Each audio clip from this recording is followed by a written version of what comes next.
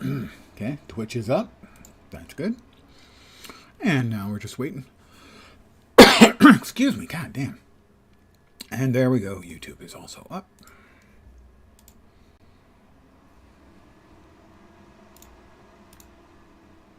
And it is. Hi guys, I'm back. Like it or not, I'm starting up early because I'm actually frankly in kind of a crappy mood. And I'm going to take it out on you. No, I'm not. Although I am going to start with a rant in a minute. Don't know why, just am. Crappy mood. Happens when you're old. Happens when you're not old, but it also happens when you're old. Pardon me. So I looked up for a spoiler on what I wasn't doing correct here in URAC 5, and it's a real issue for me in a game like this. Alright, everyone is together. I always have a backup plan. Always. Where is everyone else?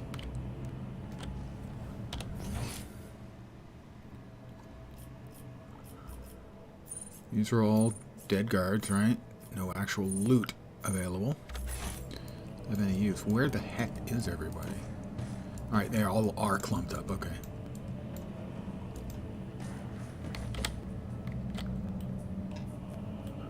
Wrong way, this way.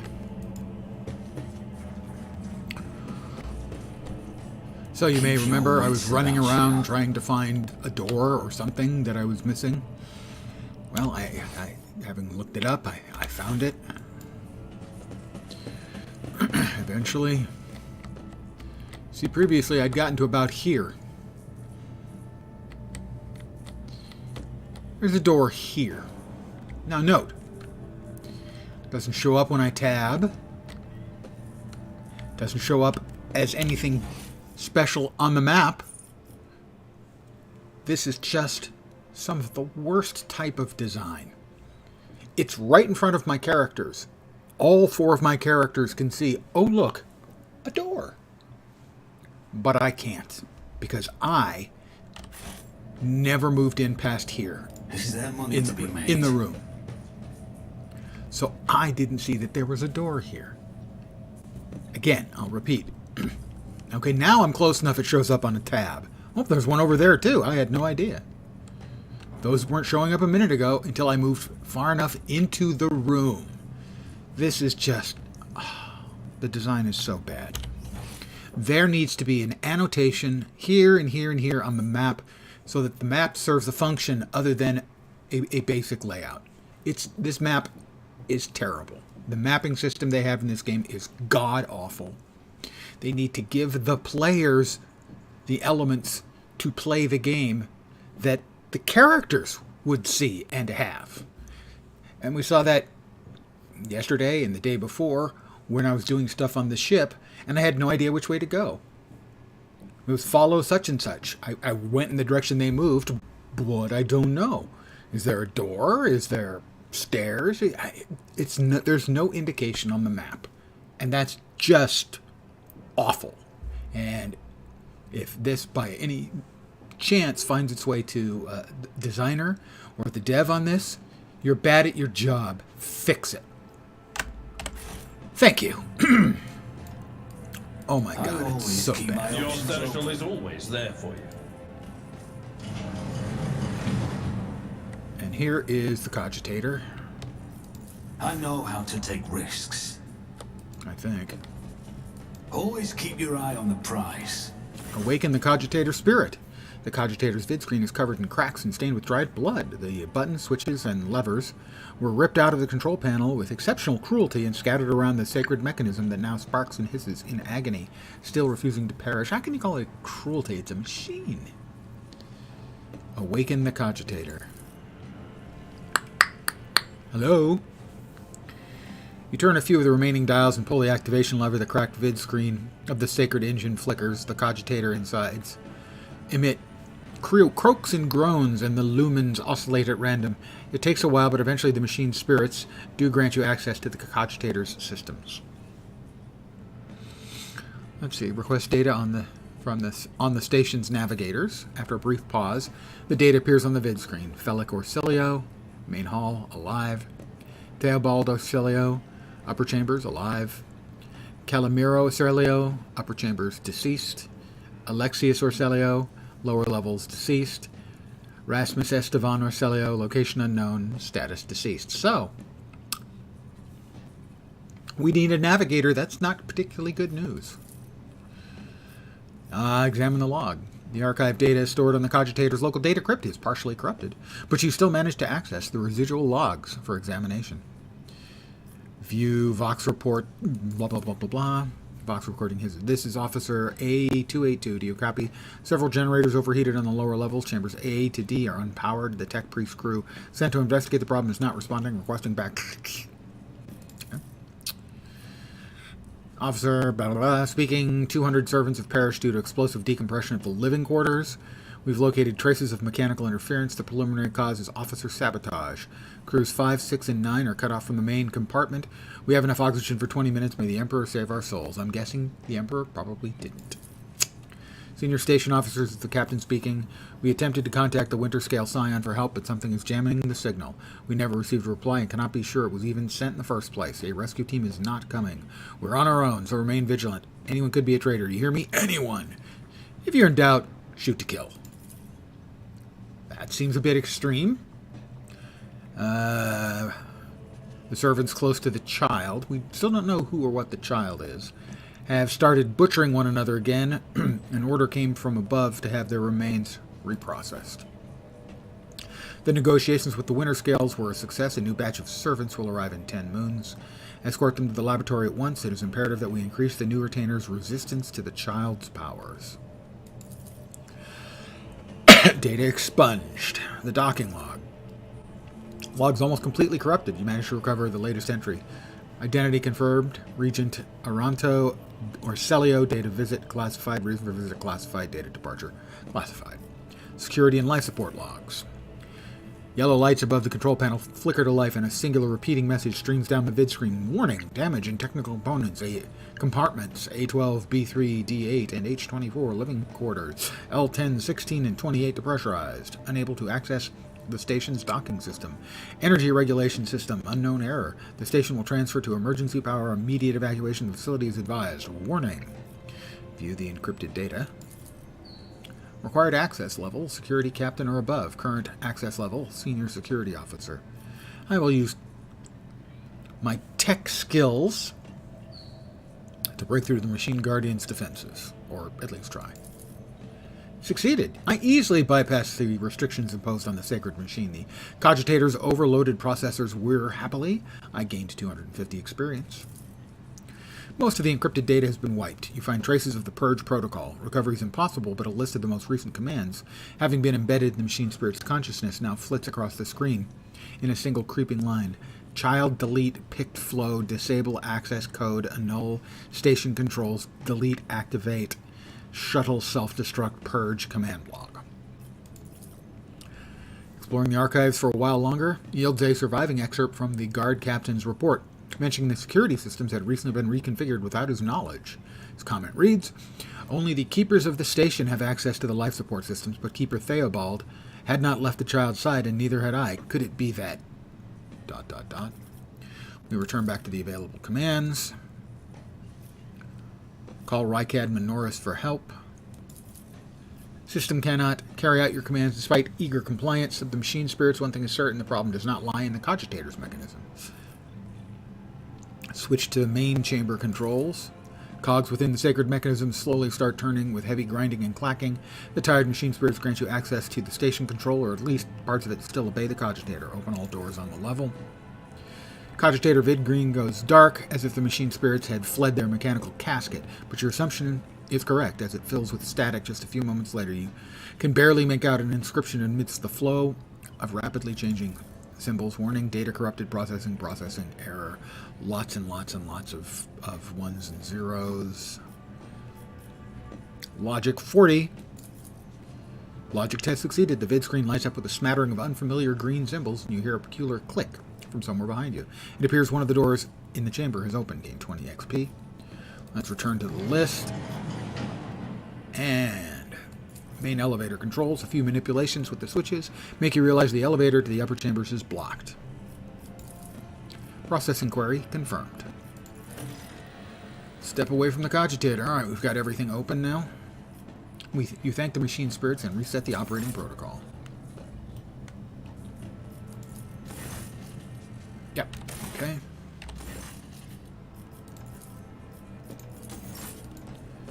Alright, we have a couple of doors over here. Guard, guard, guard. Alright, that one opened. That one didn't. We'll check this one first. We have some goods. I'll use my tech abilities. I always get the job done. I always do get the job done. Got more goods.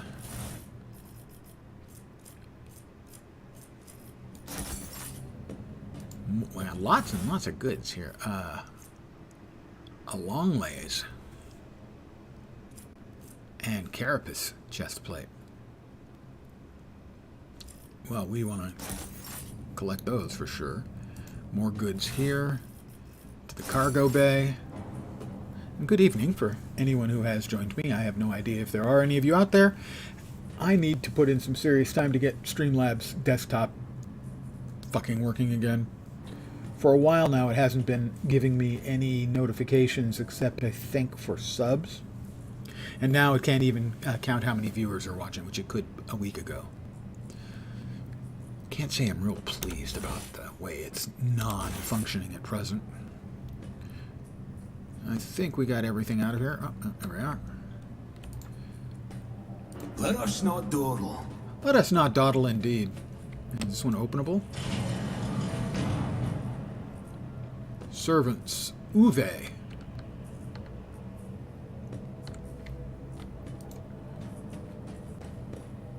Where's the child? Is she safe? Alright, we can talk. Ah! Okay, he's not especially coherent. The fact that the person is still alive is evidenced only by barely audible groans. Let's try Uwe. Uwe? Uwe has had his tongue cut off just like the rest of the lesser servants of House Orselio. That's great. Yeah, that's a great way of getting in. We are done for. They'll kill us all. I can't take this anymore. Well, he's not one of the lessers. It hurts so much the pain is in my chest. Ah! Okay, they're not doing great here. Oh. For some reason, the archenemy twisted influence found its way into the station.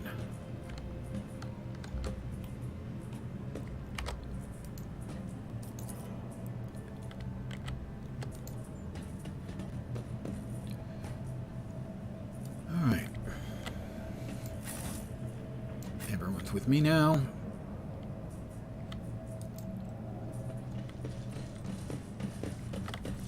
Theoretically, this other door should now be open.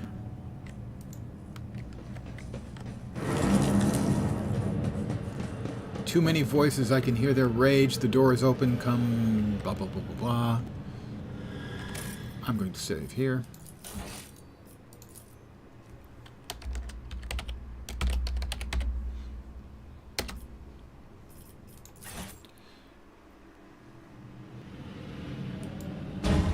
The heavy door is secured by a sophisticated mechanical lock. Must be another way to unlock it. That wasn't the way to unlock that.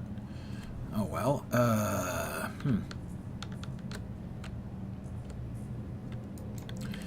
On the positive side, at least the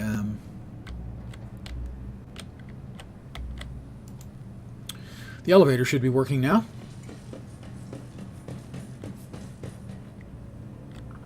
Keep your wits about you. An expected result. Talk with Felek and see if we've got any new changes. Hurry, each minute may cost the mistress her life. Yeah, I hate to tell you that, but it seems like she's dead. Control rod is required. Okay, so this is not openable yet. But theoretically, other doors may be opened. Felix bodyguard.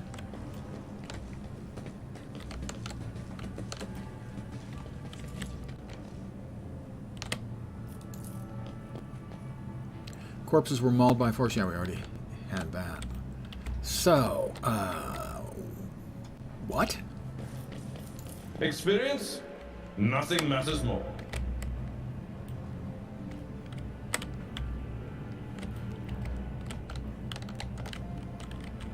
And now I think I'm right back where I was, except we got more stuff. Did I miss anything else back over here?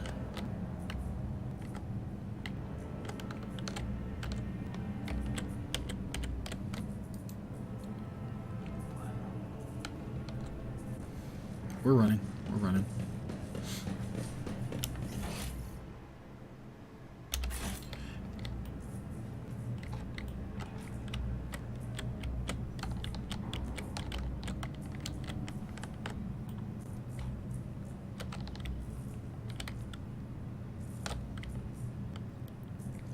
Alright, I'm gonna have to go room by room here.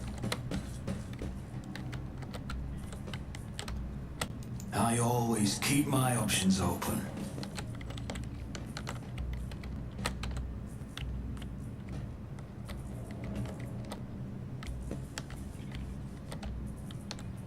Rise to the top, or get left in the dust. I always say that. I mean, did I get everything from this?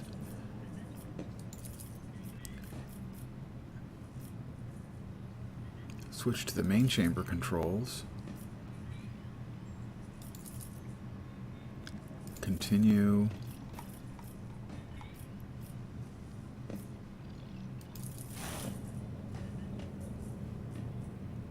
It's scrolling and scrolling.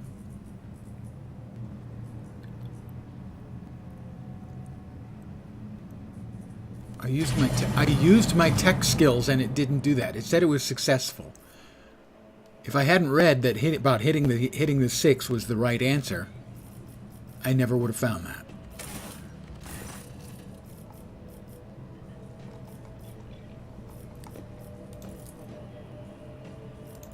Unreal. Again, another instance of what are they thinking with that design?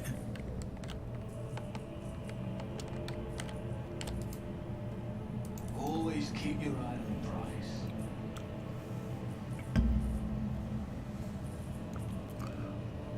I mean, your average player is going to do one of two things. If he's got a tech ability like I do, he's going to apply it and assume that that fixed whatever the problem was.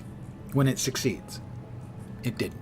Or they're just going to try each one in order, in which case, that's not really much of a puzzle, is it? Oh my god. There's so much of this game is so right, and then the things that are wrong are just a constant poke in the eyes.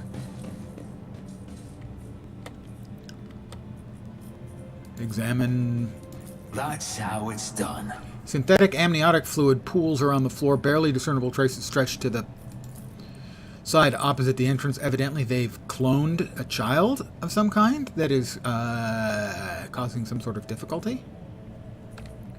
We got more goods. Ooh, biogel. Black water. Unidentified acid. Well, we'll take them because, of course, we will. A psi crystal.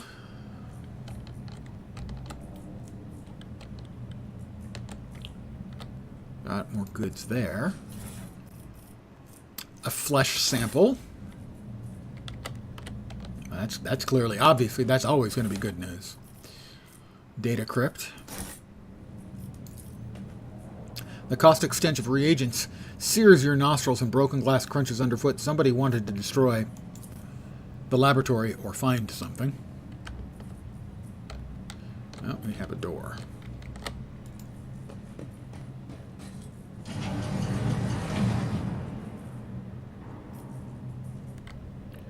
Everybody ready to go? We have Lady Cassia's Medicae.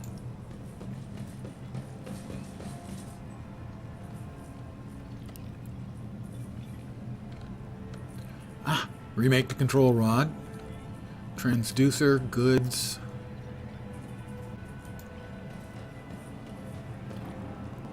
They all just lost their minds. Please don't kill me. I'll consider it. A tissue flask. Oh. We have multiple flesh samples available. Data crypt connector. Oh. This is going to take a while. I didn't take notes. A catalyst flask. Uh-huh. Reagent flask. For something we don't have. Interesting. Tissue. Yeah. I got some goods. Hey, fat buddy. Bright in here? Yeah, I guess it is. It's a sunny day. Nice sunny day today.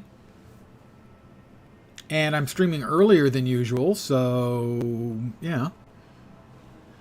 And we're probably getting the sun is reflecting off of the white of the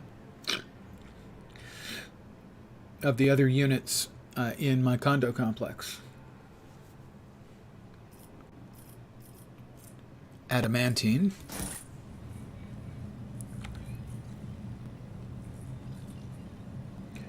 I don't even have a way to reduce the amount of brightness coming off of that, because currently I would need some hardware to rehang the Venetian blinds on that window. Sorry. I have failed you and I feel shame. Where Where are the goods? Is that the goods? Oh, okay. Let's see. Experimental section, child's influence on the psycho-emotional state of various representatives of the Imperium. Wait, they said the child was a female. Let's... Test subjects... Oh, there's an experiment on a low-born male. Test subjects exhibit signs of acute stress. The majority perished of blood loss within a day of being placed in the laboratory chamber due to the inability to halt the discharge of ocular secretions, tears. They wept themselves to death. And the body's subsequent replacement of these secretions with the connective tissue of its internal environment. The individuals with the greatest resistance to the sacred child's resonance died several chronoturns later. Extensive wounds in the abdomen, presumably inflicted by a jagged piece of metal. Death was caused by strangulation with the subject's own intestines. The subject's final shouts exhibited concerns over abominable tentacles and void worms, hallucinations prescribed to their own internal organs. Subgroup, low-born female. The test subjects died within an hour of entering the laboratory adjacent to the child's chambers. Most had their tongues bitten off or their jaws badly dislocated. Some test subjects lacked the physical strength to separate it from the rest of the skull. Cause of death, severe head injuries caused by impacting the walls or the floors. Yeah, it's still not even 5 p.m. here. Although, granted, we moved the clocks ahead, so 2 weeks ago or a week ago, this would, well, a week and a day ago, I guess, it would actually still be 3:51 my time. Subgroup, paralyzed patient who lost the ability to speak due to the shock caused by a manufacturing accident, male. The test subject noted a tingling sensation in the deteriorated tissue. During Regent Aranto Orselio's visit to the child, the test subject smiled and started humming, most likely trying to carry some plebeian tune, and then attempted to address the servant who brought him food. A lengthy conversation was prohibitive due to the servant's lack of a tongue. Subgroup, defective offspring of Lord P. Orselio. They've been doing all kinds of really weird-ass...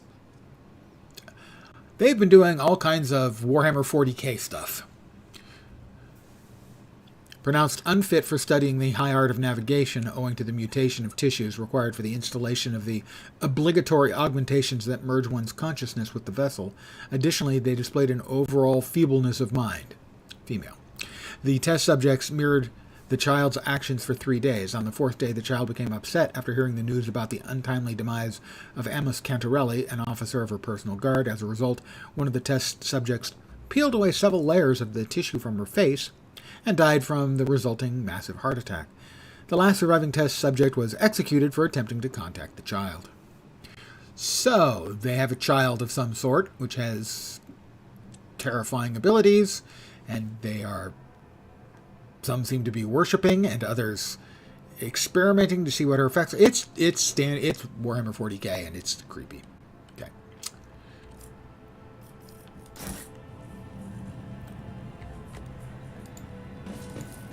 The transducer can hold the meteorite chunk adamantine and the scythe crystal. Remake the control rod. Well, we'll try that first. Is there money to be made? Remake the control rod.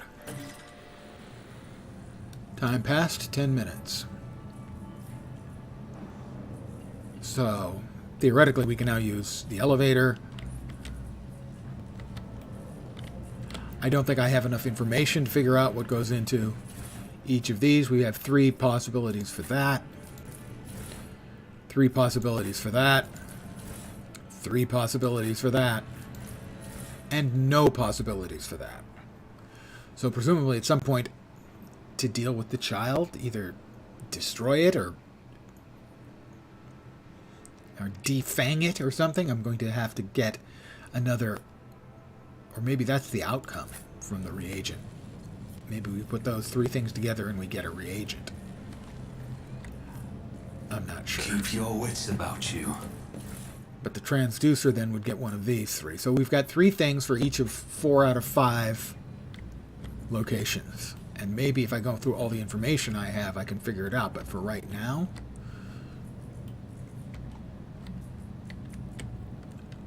we're going to head back over here.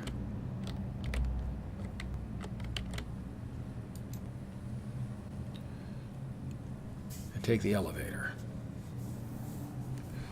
Hey, Nod Knox. A pop sound? It shouldn't be coming out of my mic. I mean, unless it's game sounds. Which is certainly possible.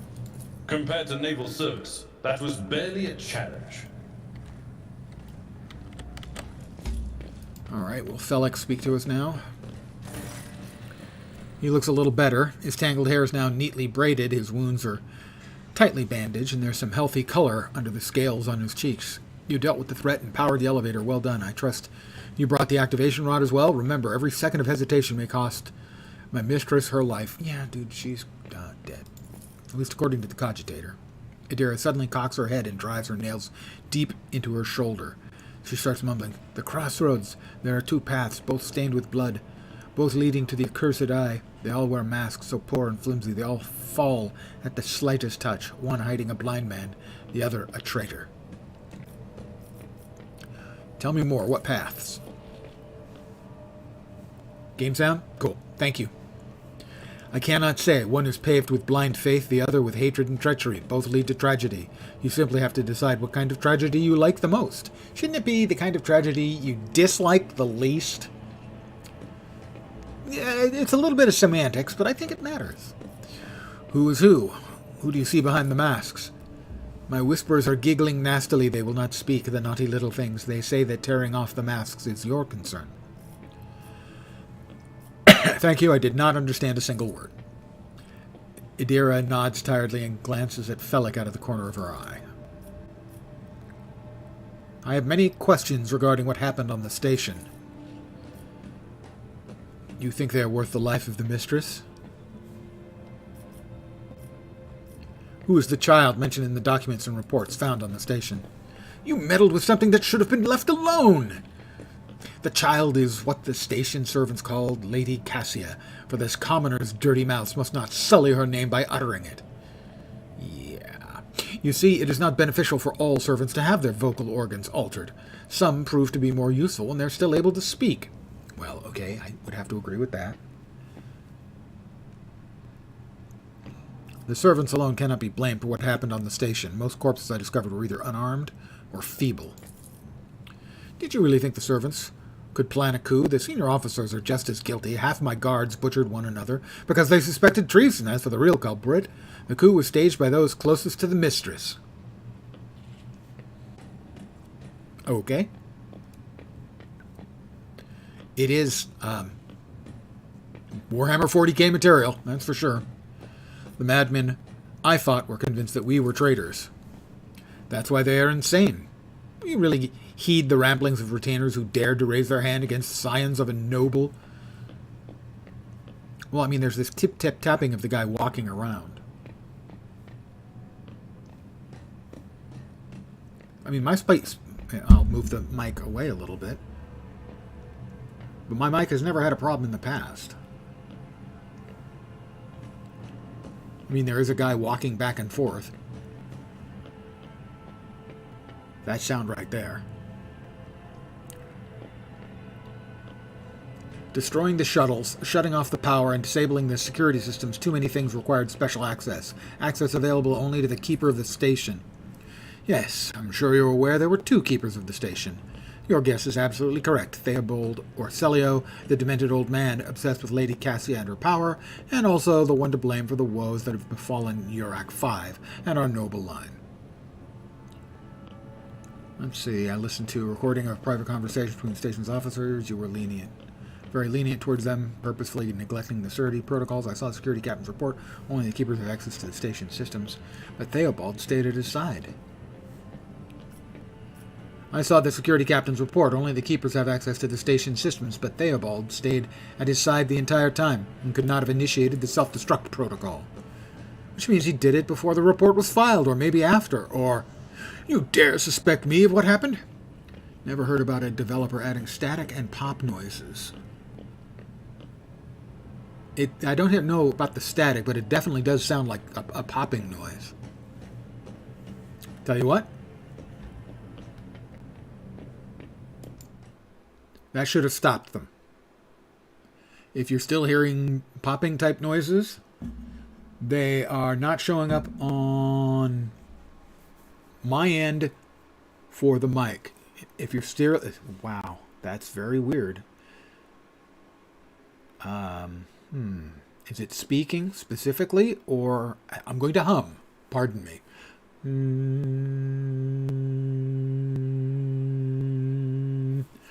I saw no popping on the displays for the mic.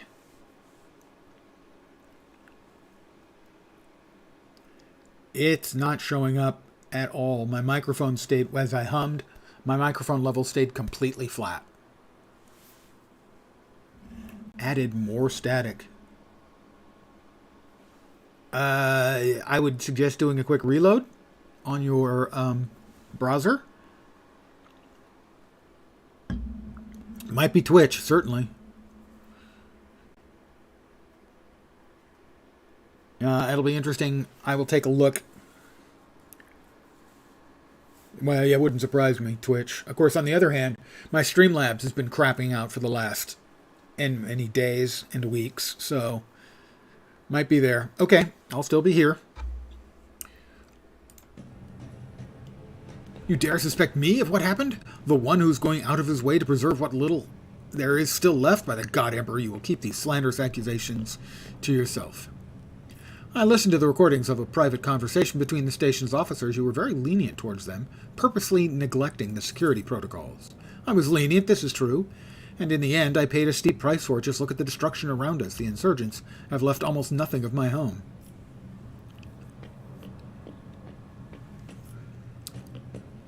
Enough. I would not trust you as far as I could throw you, Felic or Celio.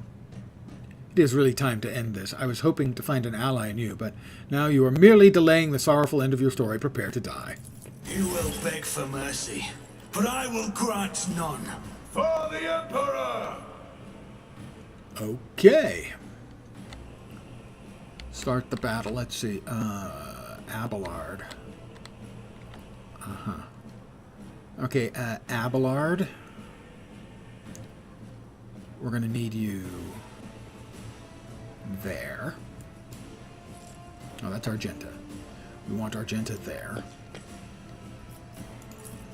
We want Abelard there. Okay, there, actually.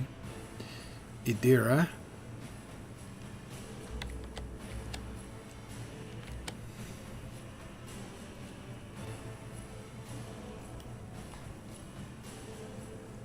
There should be fine.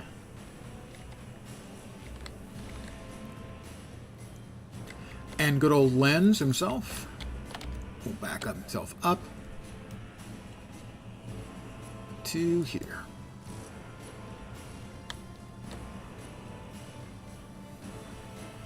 Where did we put Abelard? That's Abelard. Abelard we want there. Idira we want about there.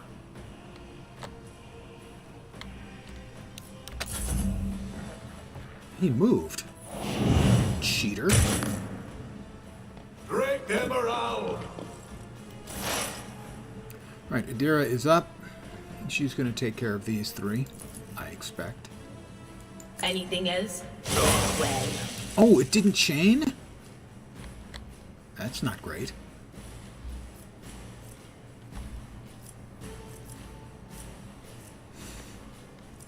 Alright, that did not go as I had hoped.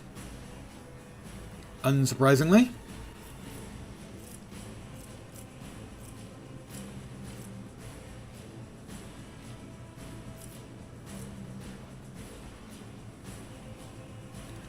Let's give Abelard some defenses.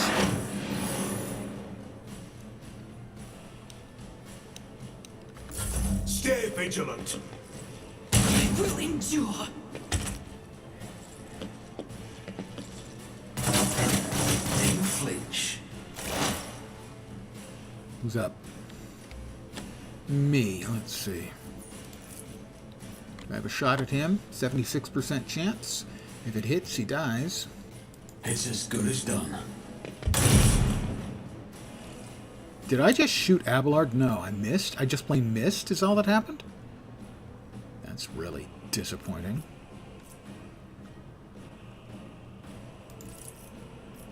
On it.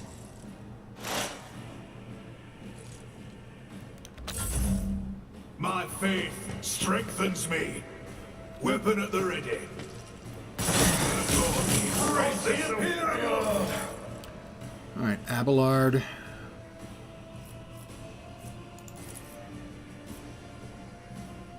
Target's too far. Reduced to dust.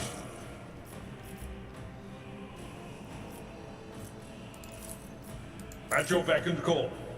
One fewer target.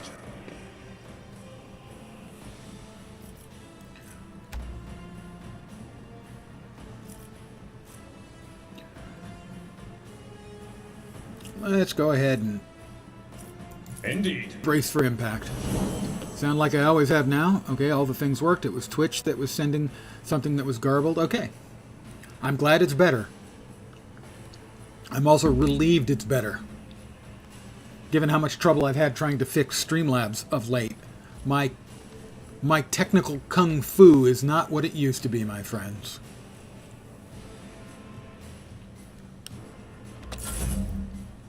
Argenta.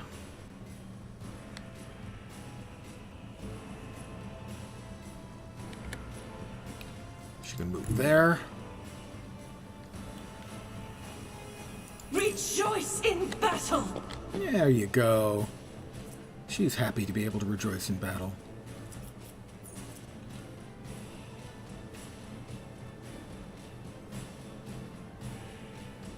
Doubt is for the weak. Well, that did not do what I expected it to do. Ah, there we are.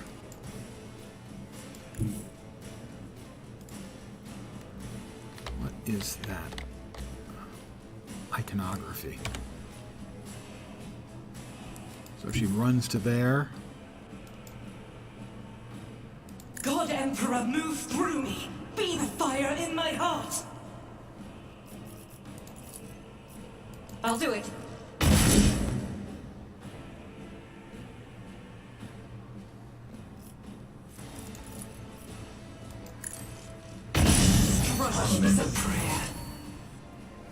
him. That just leaves one dude.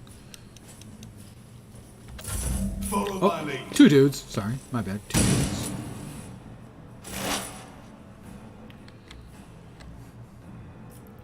Dara, would you visit him, please? Thank On you. it. What an unfortunate turn of fate. Yeah, and unfortunate turn of fate for him. That is true.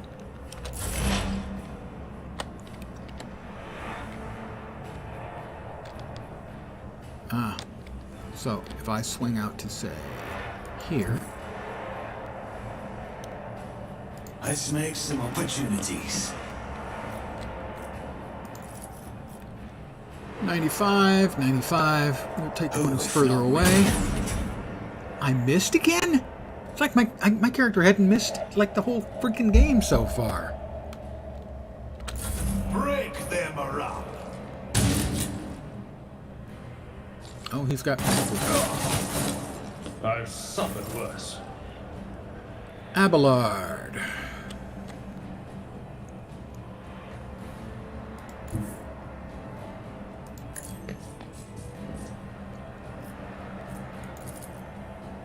At your beck and reduced to dust.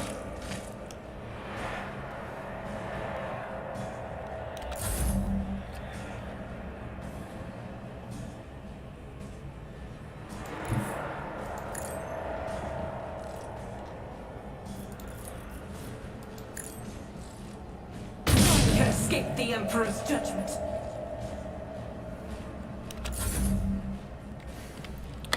Idira.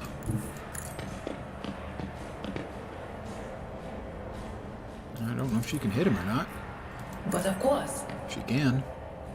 Well, Secrets of the Navis Nobilite. Next. So, the guy we just fought was the bad guy. Or a bad guy. There may be more than one. Alright, we've got bodies to check over.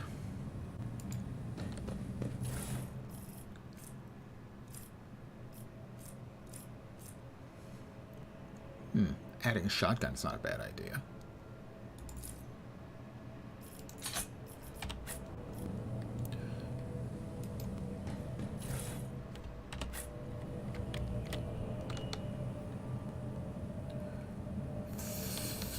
Felix bodyguard, Felic or Celio. Oh, all kinds of stuff. Deadshot, stub revolver. Well, let's.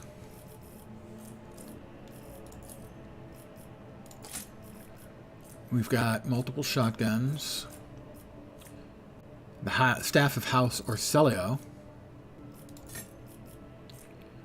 Lasgun. Armored body glove. Flak chest plates, multiples. Tactical goggles. Keeper's control rod.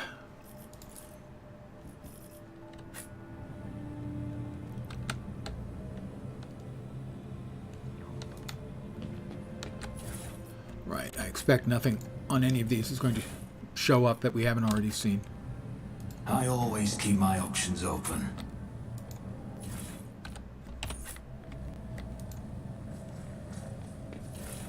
Yep.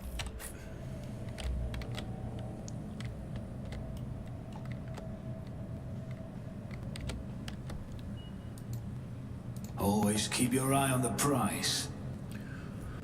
What's up then? Secrets of... Why does it keep rearranging this? And when all this is selected, it should stay selected until I finish or I move it myself.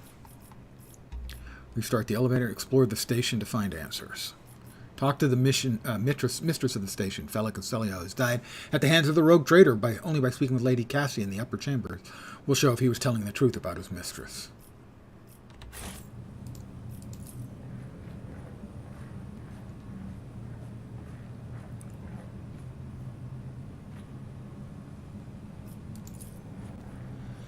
I mean, he attacked me.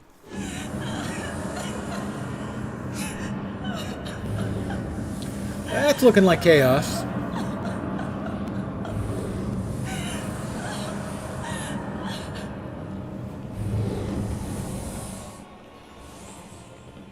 The pale figure with unnaturally long limbs stands with her arms raised.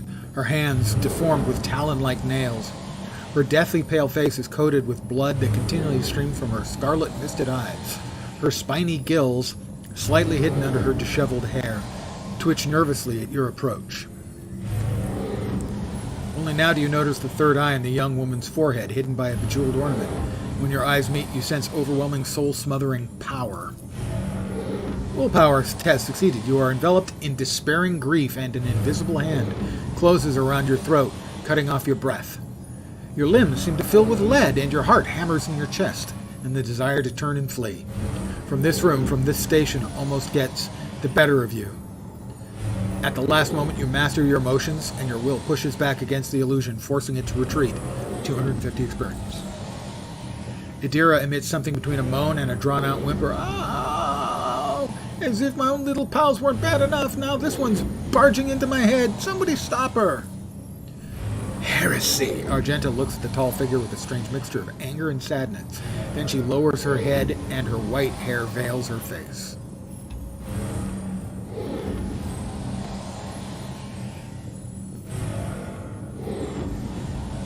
Let's see, so we can ask Abelard something. That doesn't seem like a good idea in the state we're all in right now. What vile creature is this? Argenta, rid the world of his heresy. Requires iconoclast, follower. Overcome the crushing despair. I know why I am here. And so I will stand strong against any intrusion. Lady Cassia, I am here to help you. Please calm yourself. I'm going to give that one a shot. Succeeded. She warily shakes her head and lets a drawn-out sound similar to a sob and a howl of a small wounded animal. What is happening? Was someone calling my name? Are all the betrayers dead already? And you? Who are you? Gained 20 XP.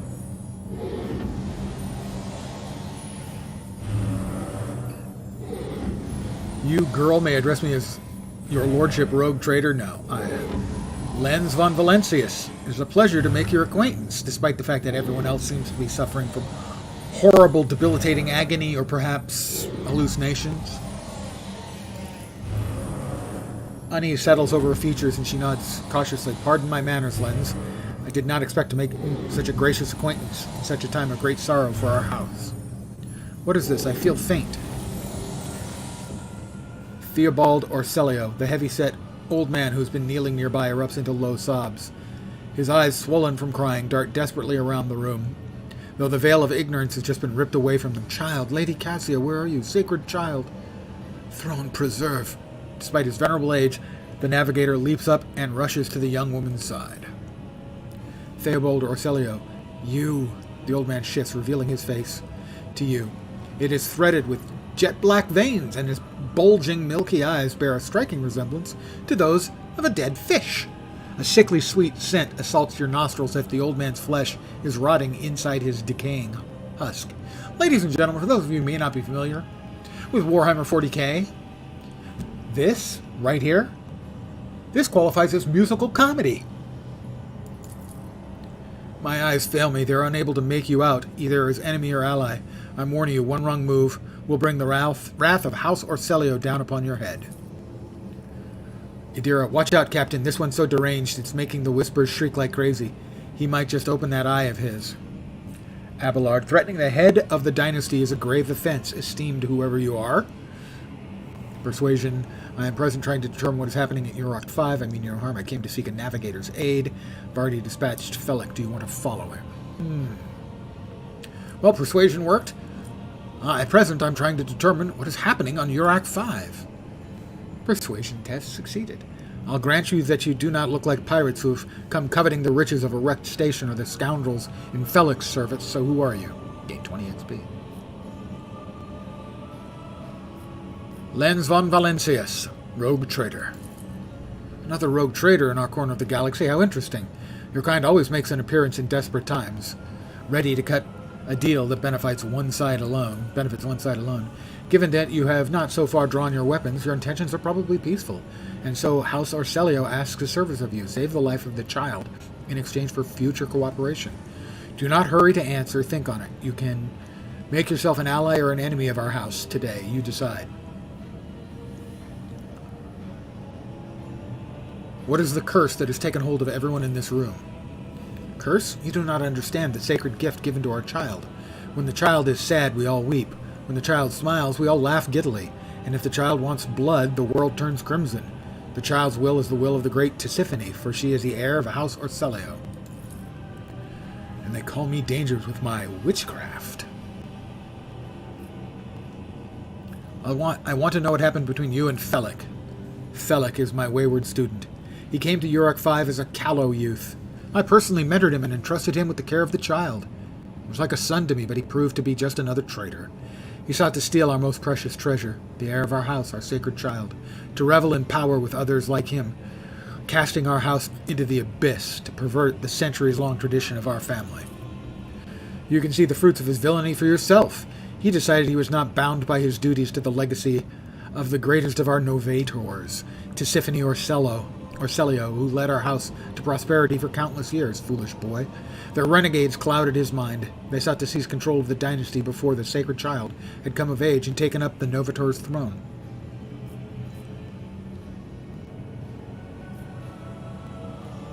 Felik accused you of treachery, Theobald. Why should I trust your words? Defending myself before strangers, I never thought I would fall so low. If the child's life were not at stake, very well, I have no choice or proof of my innocence. I can give you my word as a member of the Navis Nobilite.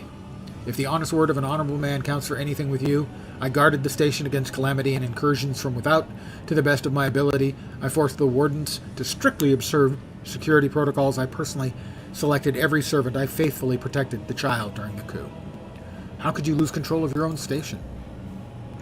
Do not thrust my errors in my face. I am twice your age and twice as wise. Yes, but if I have no wisdom, twice as zero, dude. Not impressive. Take my advice. Trust no one but yourself and the Emperor. Even those closest to you will betray you for gold, power, or a far-fetched idea of a bright future. You look frightening. You are not supposed to see me, or Felik, the sacred child, or the sacred child. Navigators are highly paid for their loyal service to the Imperium, according to his will. No one would dare judge the guides of humanity, the chosen of the galactic sovereign himself. What service do you ask of me? Hope glimmers in his milky eyes. Save the sacred child. Take her away from the station. I fear I do not have long left. A bluish rivulet trickles down the old man's chin, and he wipes away the mutated blood brusquely with his sleeve. You glimpse strange burns covering his flesh under the clothing. The slightest movement must be causing him unbearable pain. Save the child and deliver her safely to Regent Eranto, acting head of House Orselio in the Coronis Expanse. Rest assured that the reward will be worth your effort. I know we came here for a navigator, but after everything we've seen, I've got some reservations about this girl. Argenta looks at Cassie. A painful furrow appears in her brow, such a fragile thing with such a heavy burden upon her shoulders. You're talking as though you expect to die here. My service to the house is coming to an end. The wounds Felik inflicted on my flesh will never heal. I am dying. Trace the throne slowly enough to see that the child is taken care of. You need help. There is a Medicaid deck on my ship. No, I am the keeper of Uruk 5, and I will perish along with my station. On that note, I have other matters to attend to. I believe I have made my decision. Is that so? Please share your thoughts. Cassia shall come with me. Attack. The last thing I need is a monster on my ship. No, Cassia shall come with me. We need a navigator, and she's evidently capable. Good. That is good. But do allow us to say our proper farewells.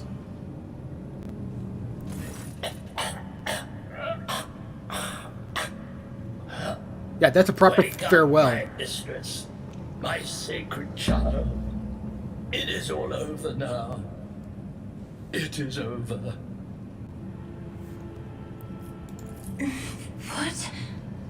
What happened? You. I remember you. Have you come to save us? Okay? Child, please, listen to me very carefully. One last time. You will now embark on a voyage with this lord to rejoin the house and its regent in the Coronis Expanse. I will not be able to accompany you on this journey.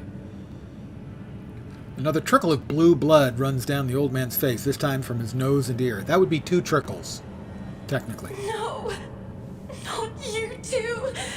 Don't leave me alone in this violet-brown haze! You're coming with me! Your mistress has given you an order.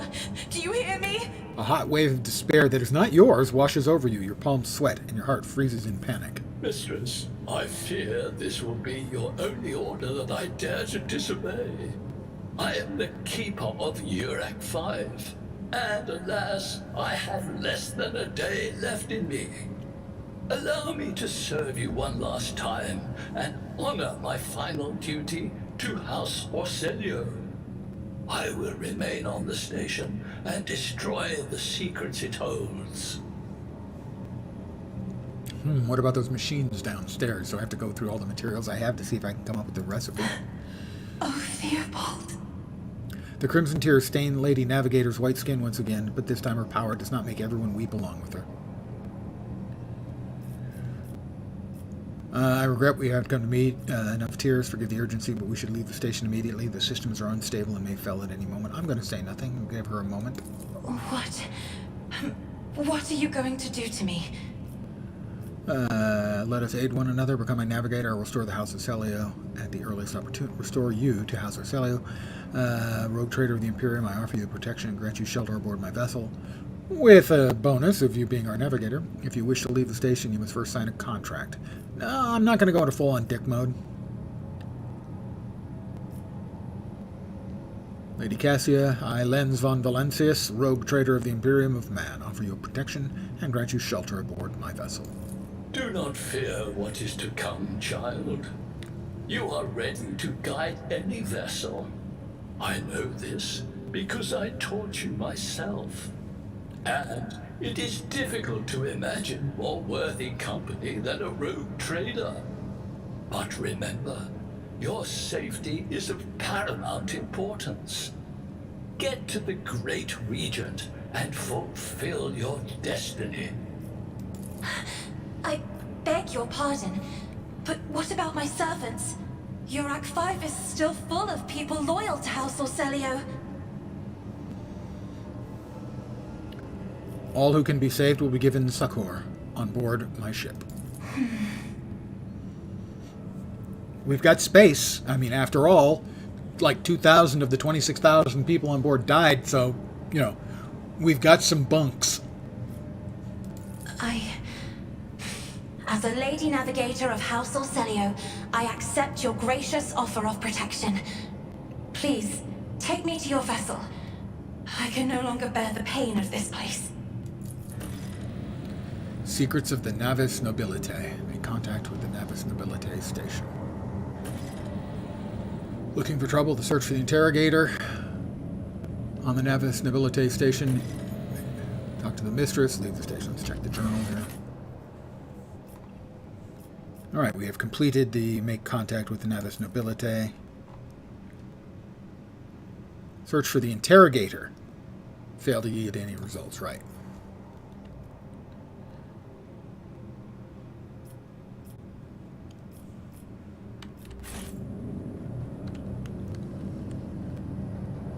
Lady Cassia's Medicae. What do we have there?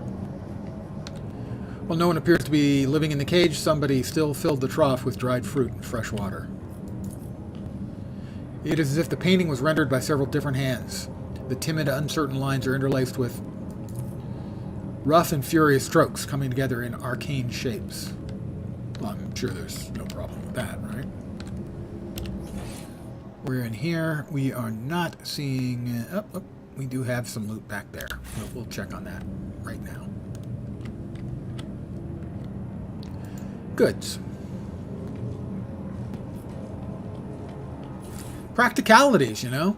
Solemn reliquary, ancient rosarius pieces, collection of autoquills, and a collection of blasphemous liphanies. Well, as long as they're nice and blasphemous. Is that everything here? We've got our guards, Medicae.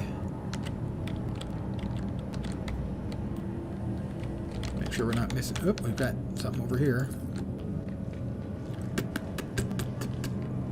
The Lady Navigator's private library is brimming with essays, novels, personal accounts from the trailblazers and explorers of the Imperium. Missed something there. Luxurious feast was left untouched. Well, I always have a big appetite after murdering a bunch of heretics. Sorry, not murdering. Forcibly re-educating. I guide humanity between the stars. Cassia has joined us. Perception, willpower, very high. Now she's got a bunch of leveling to catch up. So, available skills. Perception and willpower are probably the most important, I'm guessing, for them. Willpower. But it doesn't show up there, so we'll go with perception.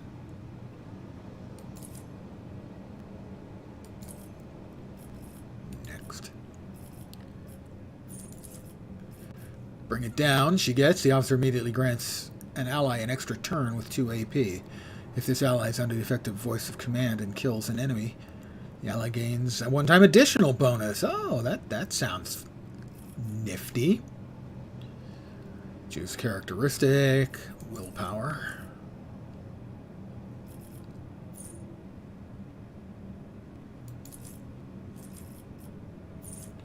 Already has that. Oh, I guess, okay. Willpower and blood augury. Enemies damaged by the navigator suffer 2 times expert from warp damage, ebb and flow. So those are the common talents.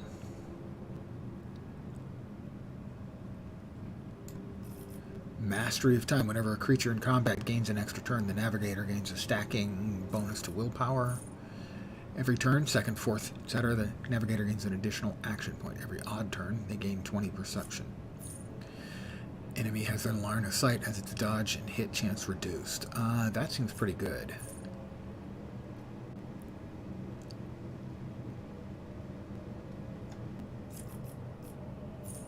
Mind over matter. Makes all resistance tests with their willpower if it's higher than the basic characteristic. That seems pretty good too. Open to the warp. Enemies affected by navigator abilities. Perception is higher than their agility. Dodge is calculated using their perception instead. That seems pretty good. I'm going to go with that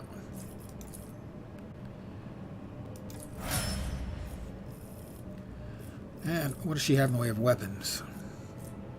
She has the Staff of House Orcelio and an auto pistol.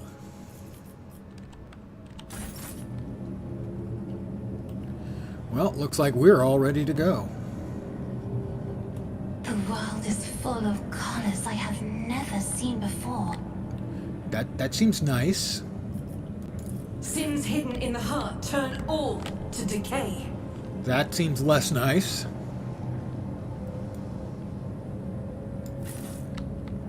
And we are off. I always have a backup plan.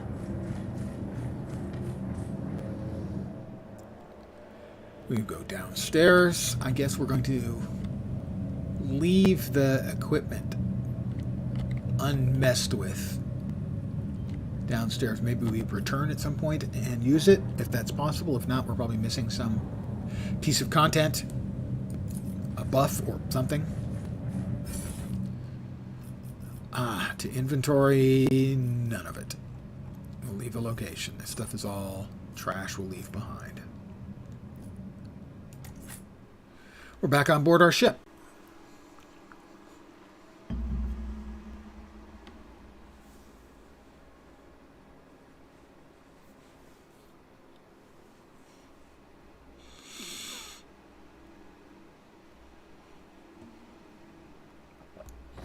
Okay, my ship, I should say, of course.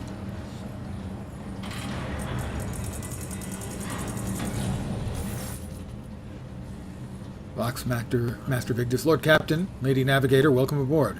The Sanctum Navis have been prepared for the communion ritual, but the Lady Navigator wishes to rest in her quarters first.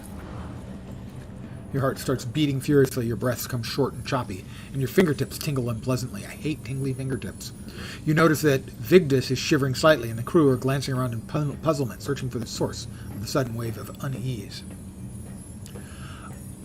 So far, generally, yes, I like it. It has a few very, very frustrating things.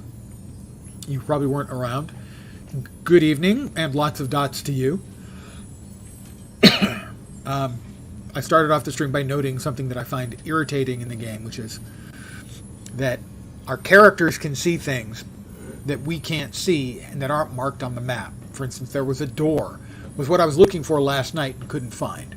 I looked it up online and said there was a door there, and I went in, and I just didn't step far enough into the room to see the door or to have the door show up when I hold down tab to show all of the interactables. And it doesn't show up on the map at all. So there's no indicator, despite the fact that my character could clearly see the door, that there was a door there. And so I didn't see it. I ran around. The map is almost useless, and that's unfortunate. Map should clearly indicate any doors that you've come close to that your characters can see. It should show a general direction. If it says you have to go find the elevator and you don't know where the elevator is, running around pointlessly hoping to find a clicky or something is really frustrating gameplay. So far, that's my only issue with it. But I made a similar comment about the Thaumaturge when I was playing that earlier in the week, was that, a game where you have to sort of run around trying to find the missing clicky so that you can continue with the game is not very fulfilling gameplay. And it's a similar thing here. I shouldn't have to work so hard for something that should be obvious, because my character can see there's a door. Other than that, I like the game so far, very much. Cassie, without even looking at the Voxmaster, she waves her away. First, I wish to speak with the rogue trader. Leave us. Wow, she's a little bit peremptory.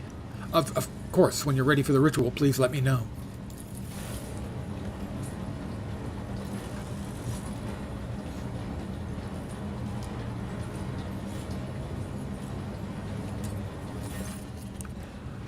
Cassie sweeps her pensive gaze over Vigdis, then lowering her lashes slightly, turns to you.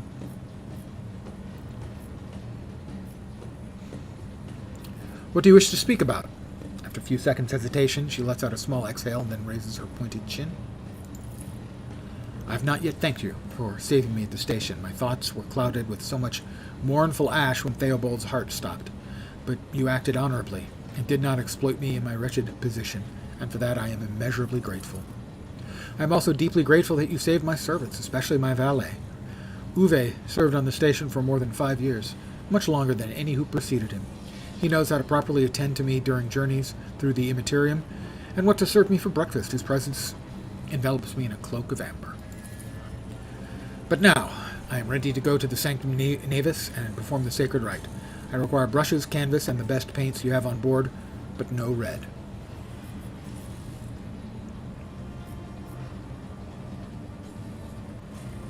I shall ensure that all necessary supplies are delivered to the Sanctum Navis. I shall take my leave of you for the duration of the rite. I ask that you do not follow me. Few can survive the gaze of my warp eye when it is opened. Fair.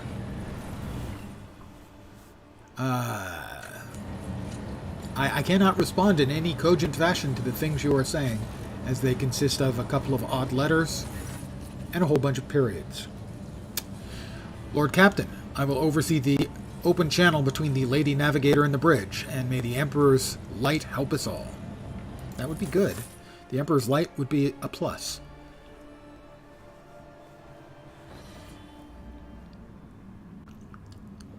Cassia, the Voxcaster in the Sanctum Navis, picks up the susurration of clothes, pious chanting and the metallic clicking of implants. Then the serene voice of the Lady Navigator breaks the silence, initiating communion ritual. Come here, Uwe. The exultant ring of metal freed from its scabbard, the low sob of the servant. The rhythmic drip of liquid on canvas, the faint whisper of the brush. Go. Footsteps hurrying away. That sounds like she didn't want any red paint because she uses Uwe's blood. I see violet vortexes. I believe that should be vortices. lashing an ocean with a million flails and umber shadows spinning over the surface in a fiery dance. A storm rising above foaming waters, armadas drowning in fog. The path from one end to another cannot be seen. And here, beyond the wall of glass, a daughter, forsaken by her father, yearns for her brother, and the sun's pale disk goes in tireless pursuit. Of her? No. Of me. Its frozen rays lie that spring is here. The light is deadened. The great ruler is gone. Voxmaster Vigdis. The Voxmaster recoils at Cassia's words and accidentally snaps one of the cogitator levers. The panel beneath her fingers emits sparks and the Voxcaster falls silent. She quickly flips a series of switches and bows guiltily. My abject apologies for cutting off the broadcast, Lord Captain. I have never heard the warp speaking through a navigator before. The connection is restored now. It will not happen again.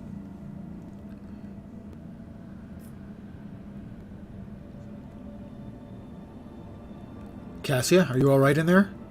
Soul-shredding screams drown the Vox transmission. The servants in the Sanctum Navis are howling and shrieking like wild beasts, moaning in pain, their throats raw from the strain, and then sudden silence. A dull thud of dropping bodies proclaims their fate. This doesn't sound great. Voxmaster Vigdis. It appears the servants were part of the Lady Navigator's right, as it was for her predecessor. I will arrange for the bodies to be removed from the Sanctum Navis after the ritual, or what is left of them. Rogue Trader, I fear I have unfortunate news. Really? Endless blackness is spread across the canvas, dividing what should be a whole in two, and my sight cannot glimpse the light of the Emperor as clearly as before. I cannot turn around my brush. Only draws me onward. The way is blocked. You hear a heavy exhale, rustling fabric, and metallic clicking. By the Emperor's grace, the ritual was successful. Your vessel's temperament presented a challenge. Its cold steel grip did not allow me to breathe freely, even for a second. It was as if the depths of the ship housed not only machine spirits, but something other. Now I will retreat to my chambers to recover my strength. Send for me if you have need of me. Voxmaster Vigdis. Lord Captain, congratulations on acquiring a navigator. Spare me a few moments of your time, please. There are several matters that require your attention. First of all, I want to report on the condition of the station Urak 5. Had you opted to begin your visit to the Reichhead system with a different destination, the station could have become critically unstable. Fortunately, the decision to immediately visit the representative of Navis Nobilite bought us some precious time.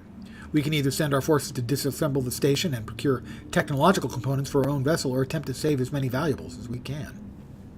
Will not stoop to pillaging. I will absolutely stoop to pillaging. Gather any components that may be of use on the ship. Loot everything from jewelry to the very last manuscript. I wonder why I will gain a profit factor of 2. Okay.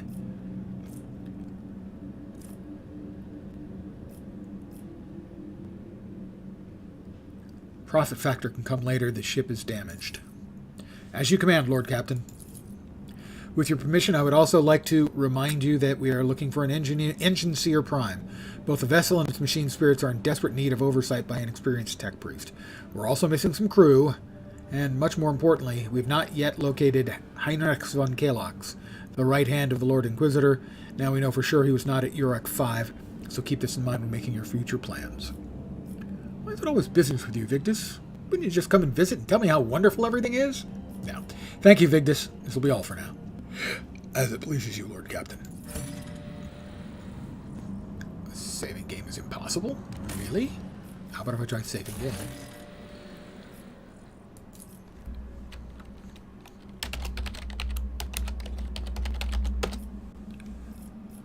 There we are. Alright. We are here. Why does it say Urak 5 not explored? Scan is required. I explored it.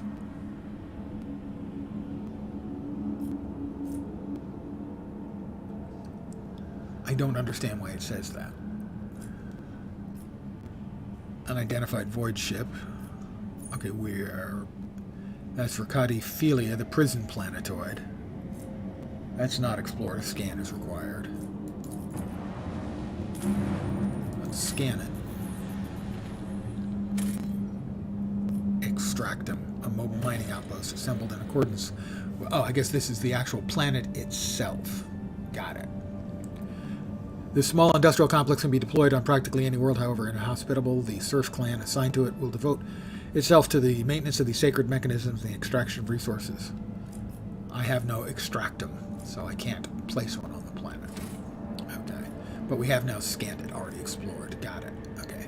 So, that was the station. Now we've explored that. Let's go ahead and scan Reichad Majoris, because we can.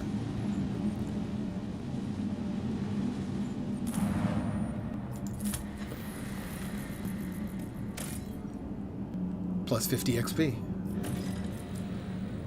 Added to the Worlds of the Expanse.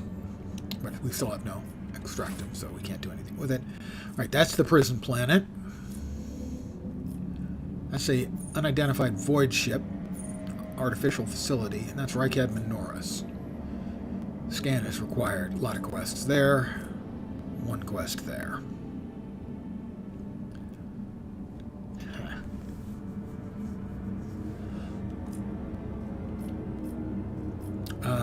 Let's check the void ship.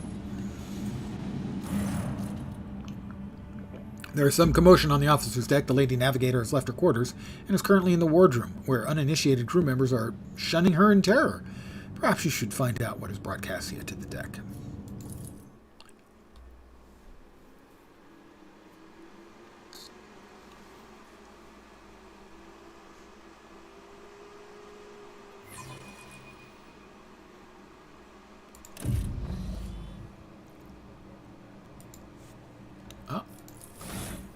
I got a level in there somewhere. So everyone else got a level too. Give me a sec here. Let's see. Ballistics calculation. Combat insight.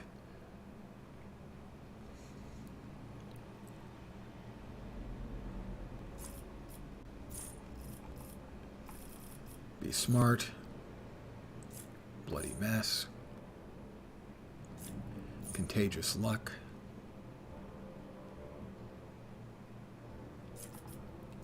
Contingency plan. Started their turn. Crime Lord has no stacks. Surefire plan. They gain a stack.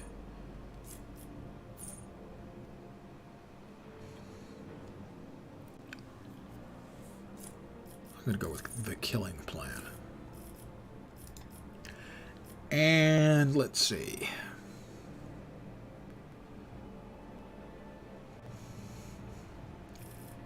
I'm going to add give myself some more smart. We'll do Cassia last, because she's new.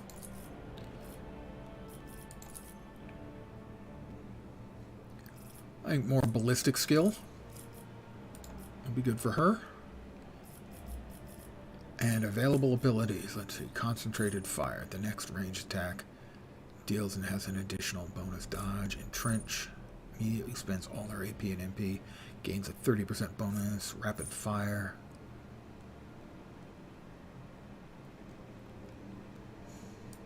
I like rapid fire. Not nuts about this display. The letters are not as helpful as they might be for figuring things out.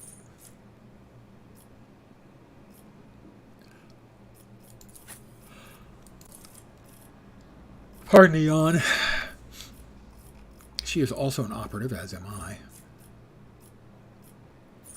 Got Edge of Fate already. Fatebringer.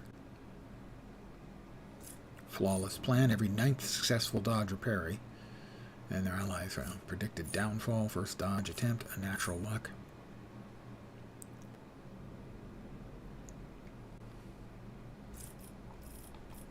Aftershock.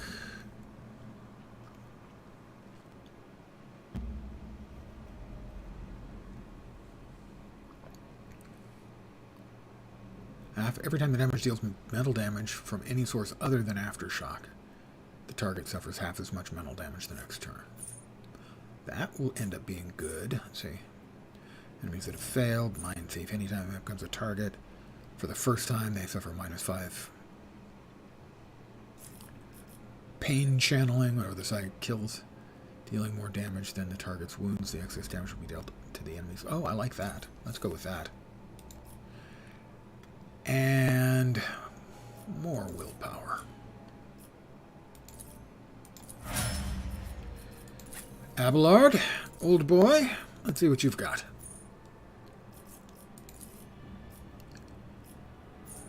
Whereas next melee attack gains extra armor pen, sworn enemy, marks a target gaining extra armor and damage against that target. Breakthrough gains a slash ability with charges for this round. Slash can be used in the same round. Forceful strike. Taunting scream. Warrior screams at their enemies, draw their attention, and becomes priority target of enemy. Okay, we'll go with reckless strike, I think. And let's see.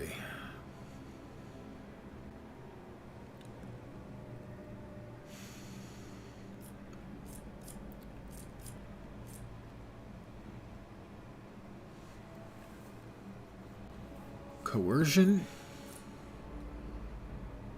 He's really good at carousing.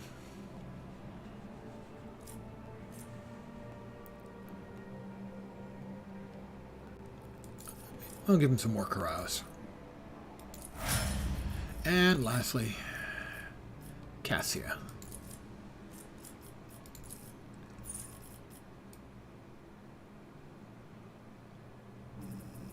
Right, those are the basics. Unblinking stare. Enemies damaged by the navigator suffer an additional 5 damage from all attacks of opportunity and cannot dodge them. Undum the Seed of Souls. Under my protection, allies that are targeted by the navigator's ability gain +5 resistance test against warp. The natural lord navigator gains +5 fellowship. Additional 1 fellowship for every navigator talent and fellowship. Ability to interact to perceive charm. Veil of protection. Allies that are targeted by the navigator's power gain +10% armor.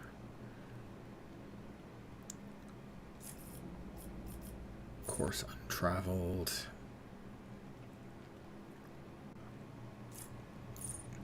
And heals 6 wounds at the beginning of every turn and gains 1 additional wound for every navigator talent taken. The healing increases by 1 for every creature killed in between the navigator's turns. I like auto healing. Seems good. And here, willpower, I think. There we go. Everybody's leveled up.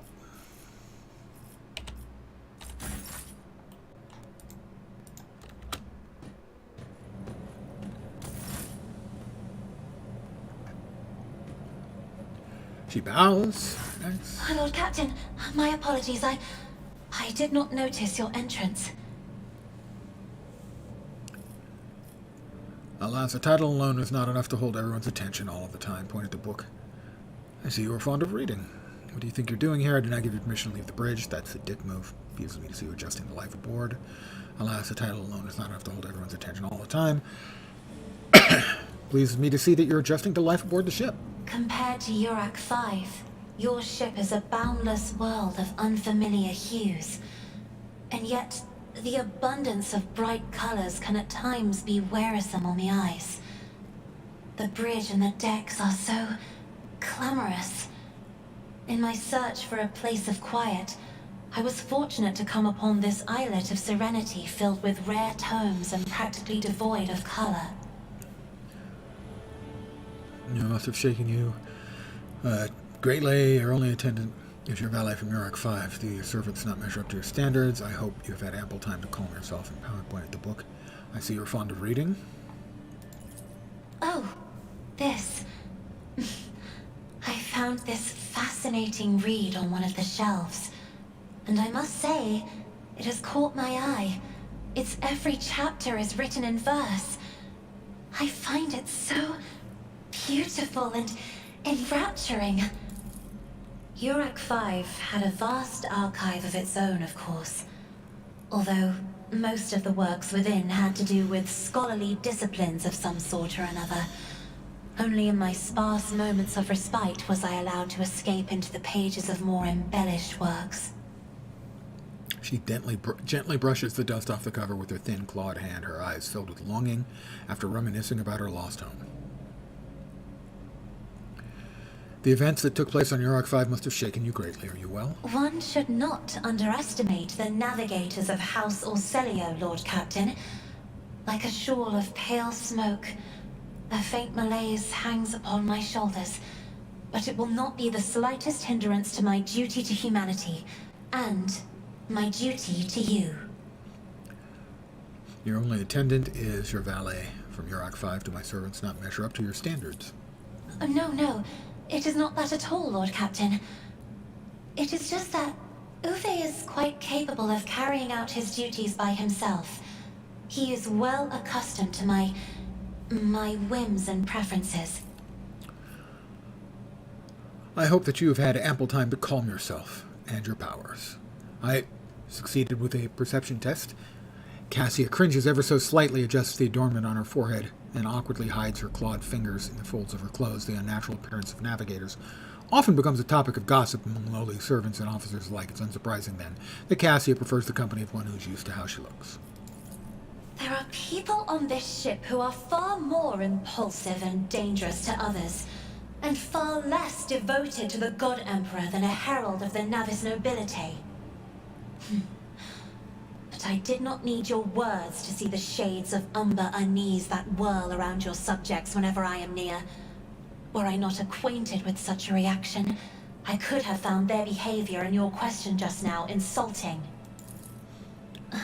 Lord Captain, would you kindly explain to me why you are pestering me with these questions? Inquiring about my mood and my needs, showing an interest in the books I am enjoying.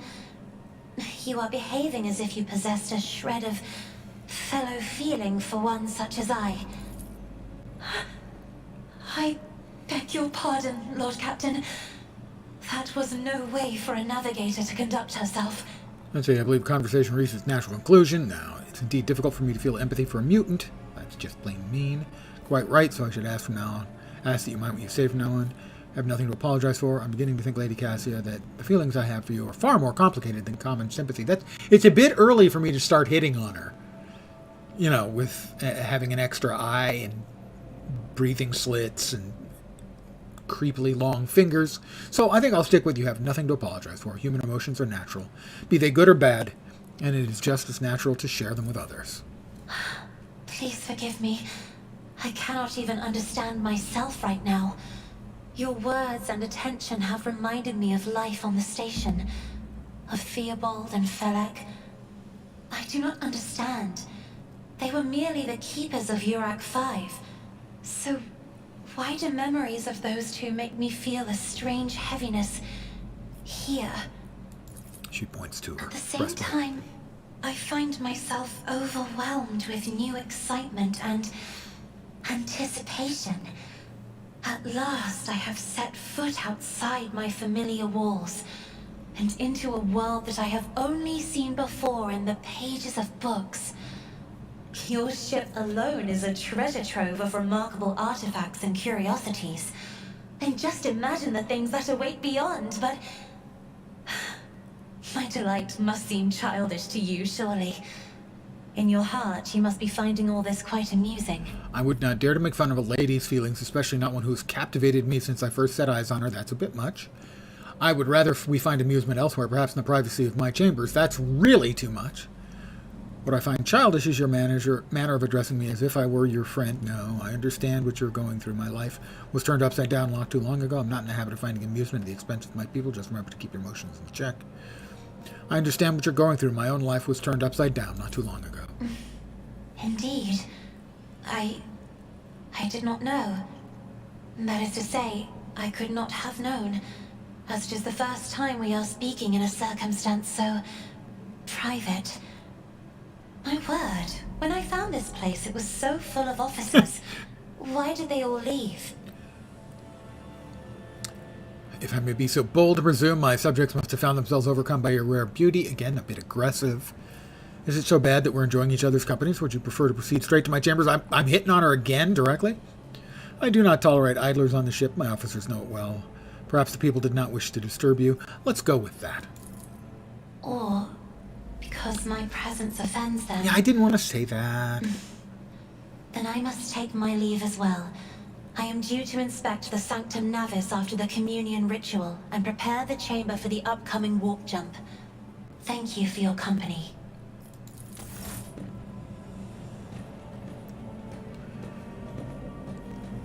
I mean, I haven't offered to boink the other two ladies in my group of followers, so to speak. But I certainly had no hesitation with her, having that offered as a possibility.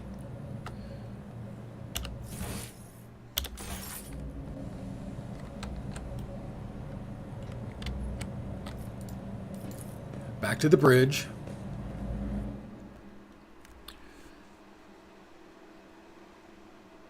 I mean, come on back to my chambers as one of the options multiple times is a little bit surprising. Sudden. My character did not seem to be such a, horn dog. And he hasn't tried to jump the bones of Idris or Argenta.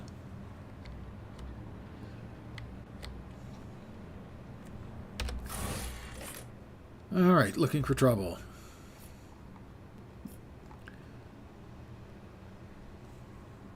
I believe.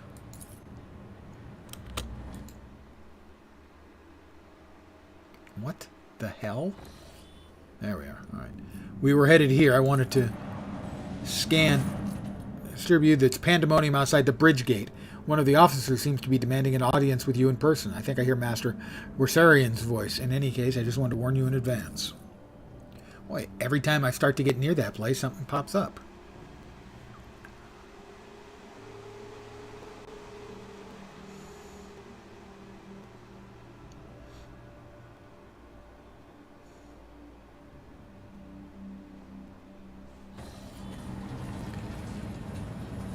Cool guys walk in unison.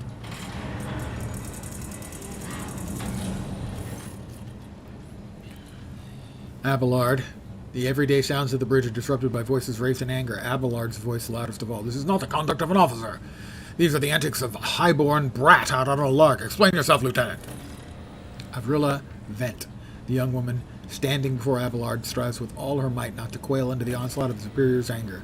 She falters, but then manages to look him in the eye and say, I apologize, but I must speak with the Lord Captain. Very well, Lieutenant. You may address the Lord Captain, not least because I see you've already seen fit to disturb him. Your unauthorized appearance on the bridge and display of belligerence toward a higher-ranking officer will be logged on your personal file without delay. Oh, dear. It's going on her personal record. Lord Captain, Lieutenant Avril Vent requesting permission to speak. Fall silent. On a matter of extreme importance and urgency.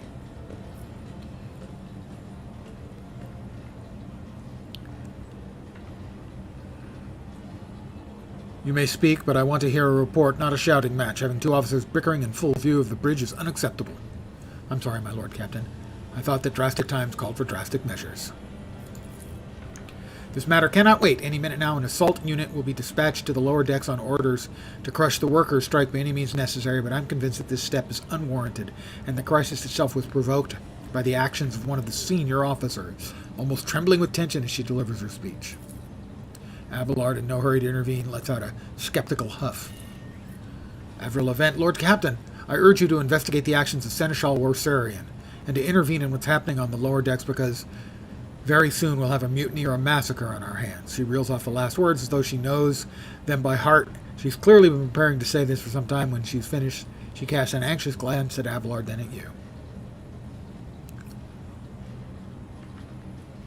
There's an insurrection in the making aboard my ship, and no one has informed me. How did this all start? Where does Seneschal Worsarian come into all this? I would not deem it a problem worthy of the rogue trader's attention. The lower decks, as it so happens, are in revolt. 30-some years ago, we even had a revolutionary leader rise up who dared to establish workers' rule across the entire ship. It took a month to restore order, but even 8 years later, we were still battling rumors that the hero who had survived this execution was on the verge of gathering people to fight against tyranny once more. Needless to say, the rumors were baseless. As for the current situation, we have sufficient enforcers to deal with it. But on this ship, the word of the captain carries more weight than a salvo from 100 bolters. I'm sure that if the rogue trader addresses the malcontents directly, he will quell unrest. I dread to think what problem you'll disturb the rogue captain trader with next. Perhaps you'll have the Lord Captain to break up brawls in the mess room. I have already given you the means to resolve this problem. You simply need to use them. If I may, your lordship, sending a hit squad to crush the rebellion is a means of ignoring the problem, not solving it. How did all this start? The situation could boil over at any minute. I'll give you a condensed version. It all began when the enforcers found a cultist amulet on the body of someone who'd been killed in a drunken brawl. We reported it up the chain immediately, arranged for a cleansing rite to be performed, and opened an investigation. No heretics have been found alive, but the search has brought tensions between enforcers and workers to a head. Oh, it sounds like someone was set up. Where does Seneschal Worsarian come into all this? I shall explain. I beg you to hurry. Time is running out. I will not hurry, since my competence is under scrutiny. I shall speak for as long as I see fit. There is an established order to the way things are done on this ship, and one of the pillars is that the system is the rogue trader's attention is not distracted by trivial matters. It is the Seneschal's role to ensure that I have always handled internal problems myself, so of course, when I received information about cultists hiding on the lower deck, I took the matter in hand. As long as I live, not one of the vermin who murdered Theodora von Valancius shall find refuge on her ship. You were far too heavy-handed, Seneschal Worsarian. Arrests, interrogations, mass punishments for entire sectors, it has driven people to the brink.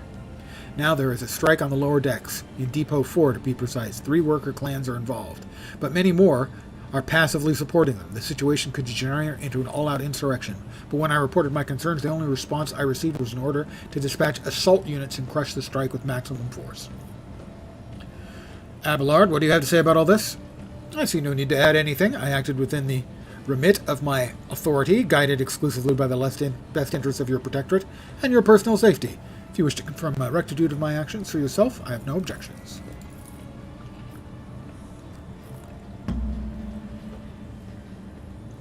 What is Depot 4? Depot 4 is one of the poorest sectors on the lower decks. It is home to the clans of general laborers. They're not as valuable to the ship as the families that have served its specialized systems for generations. They're an easily replaceable resource, and one which is now more besides, giving succor to cultists and minions of the archenemy. Really, you found a dead body with an amulet on it. Lots of dead bodies. Easy to make an amulet, put it on a dead body.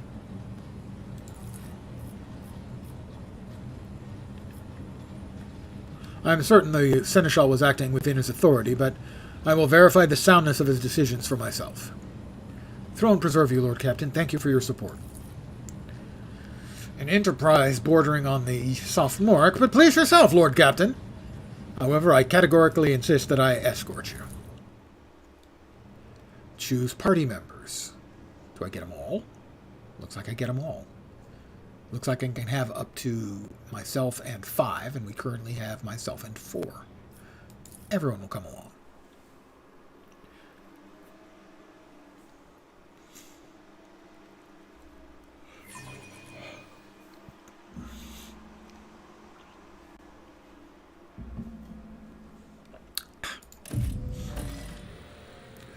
Dark echelons go to the site of the conflict with the Seneschal.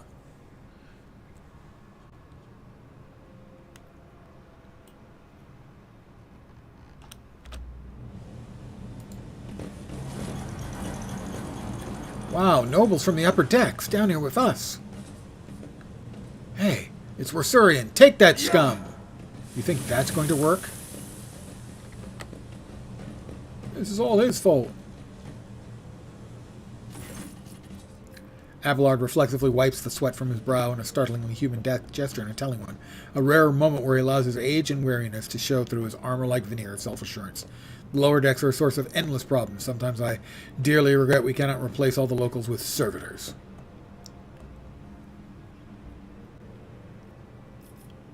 Let's keep moving. We need to get to the bottom of this.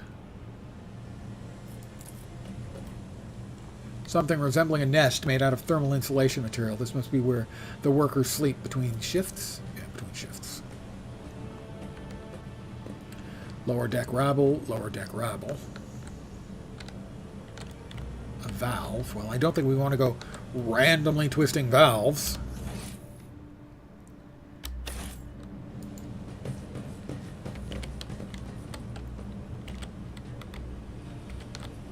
Rise to the top, or get left in the I dark. still do not see our purpose in coming here. Relax, old man. Going Huge for a pipes, stroll the on arteries lower of the decks ship every run once through in a while is many good for bays, you. delivering Lets you see how air, the water, simple heat, folk and the live. propulsive force of steam.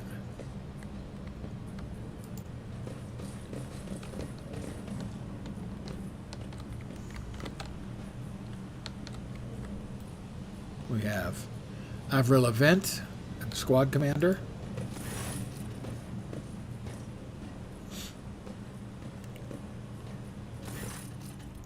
The sound of a heated discussion reverberates through the ship's bays. Lieutenant Avril Vent of the ship's enforcers is barring the path of a heavily built assault officer, and judging by their expressions and tone, the standoff has dragged on for some time already and has reached a boiling point.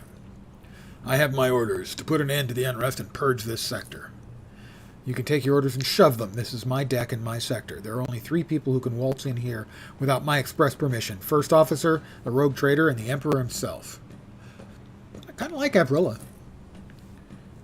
So not all my lessons fall on deaf ears. In crabby approval. Your lordship, noticing you, the 2 junior officers snap to attention, as is appropriate, and salute their subordinates following suit a moment later. Counter some locals. Their conduct was outrageous. They even tried to throw things at us. I want to speak to the strikers. I give an assault unit permission to open fire. We'll crush. What's the situation? Your lordship, my people have locked down the bay where the strikers are, including their leaders. We have the situation under control as far as resources allow.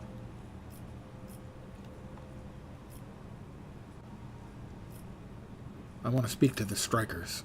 His mouth twists, but he restrains himself and says nothing. Right you are, Lord Captain. Allow me to wish you good luck. Hope gleams in Lieutenant Vent's eyes. Presumably, this is the way.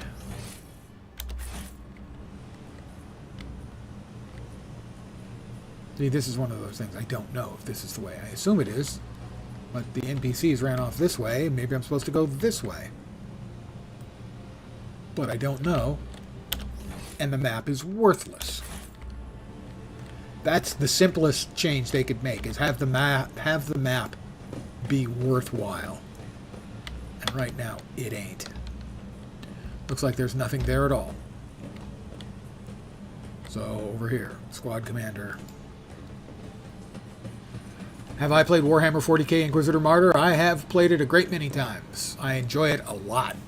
I've played it on stream a few times. I'm pretty sure within the last year. I started uploading all of my streams to YouTube about 2 years ago. Magnifying lens there as well. And you should be able to do a search through them and see if you wanted to see me playing it. I think I played it. Pretty sure I did within the last 2 years. Yeah, I like it a lot. I played, I think, the last season for maybe a week or two. It wasn't as good as the previous season. The previous season was really good. The one where they brought, I believe, was it the Sororitas in, I think?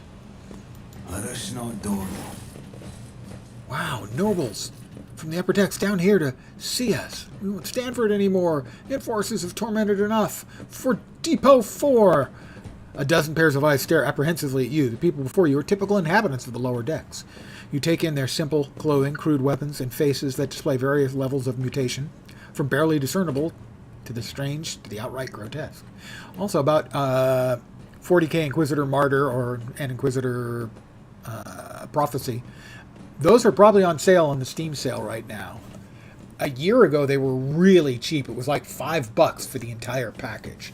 So if anyone's a fan of either Warhammer 40k or ARPGs like Diablo and the like, or both preferably, might want to look and see if they are currently on sale at the Steam sale and for how much, as I think they are well worth it, especially if you are a fan of both ARPGs and 40k.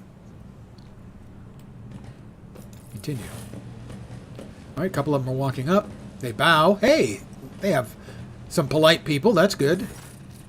A whisper passes through the crowd, and you detect a mixture of fear, astonishment, and joy in their reactions. Finally, 3 people break away from the crowd, an elderly woman and 2 men. These must be the leaders. They bow clumsily before you. Lord Captain, you've come down to us. Tell me what is troubling you. Why are you striking? Striking? That's news to us, your lordship. All we're doing is asking questions, saying what we think. Shut up, Rivet, snaps the old woman, turns her hostile dark eyes on you. Here's the deal, your lordship. Our damned enforcers are all over us down here.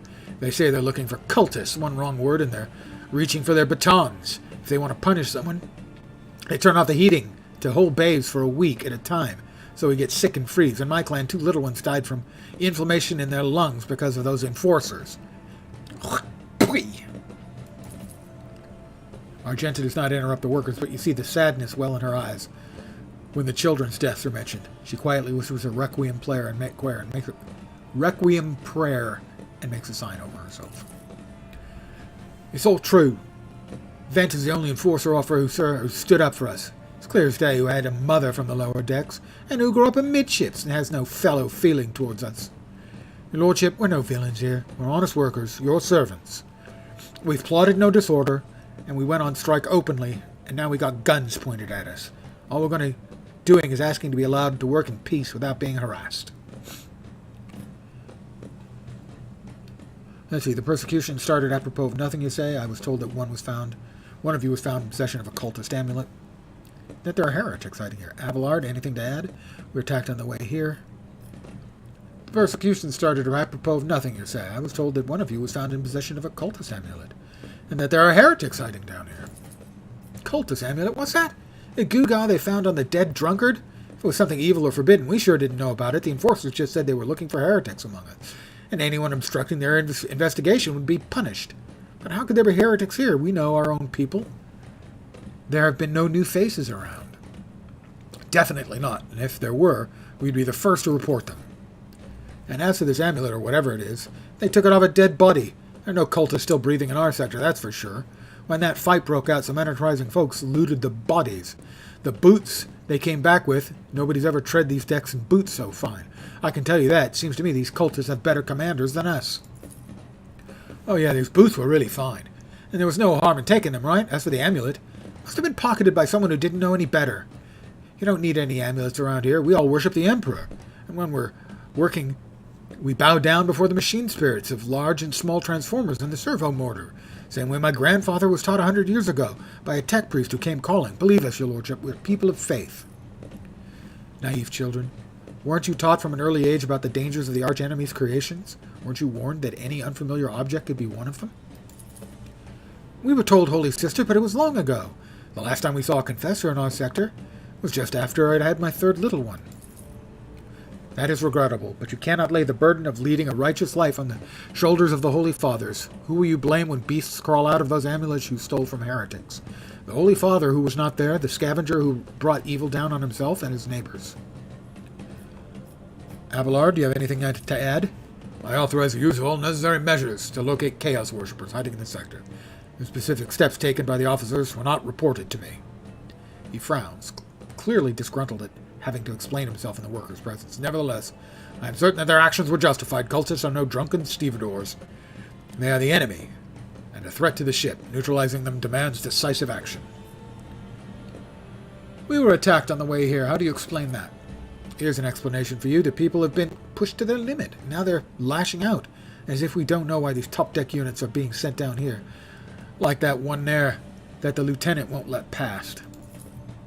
Our clans are all inside the bay that's been sealed off, but that lower decks are big. I'm sure there are some people who've had just about enough. We're getting it from all sides. The soldiers have encircled the ones who've risen up. A death squad has just arrived. It's no wonder folks are lashing out. Awareness test succeeded. Their words seem sincere. Their body language and the glances traded between them reveal that the news of the attack has shocked them. I gained 28 experience. I'm going to guess that I actually gained 25 XP. Plus 10% and rounded up. Math. The key to the universe. What changes do you want? Would you look at that? The exalted captain himself is asking us bilge rats what we want. Well, here's what we want. We want you to rein in your damned enforcers. Quit turning off the heat. Stop battering everything that moves. No, that's not it. We want the enforcers gone from here. We want to be armed. Give us arms. We govern ourselves. We'll defend ourselves if these cultists do show faces. I've been leader of my clan for 20 years now. Getting rid of the club-wielding thugs can only improve things around here. You've gone too far, old Nan. They'll never let the maggots on the lower decks live without the enforcers breathing down their necks. They probably even insist on enforcers in the upper decks, too. As for weapons, what do we need them for? Before the first day's out, we'll have someone shooting their neighbor out of stupidity or drunkenness. We don't need that. If the enforcers stop hassling us, that'll be enough. In return, we'll find the scavengers who robbed the cultist bodies and we'll talk to them.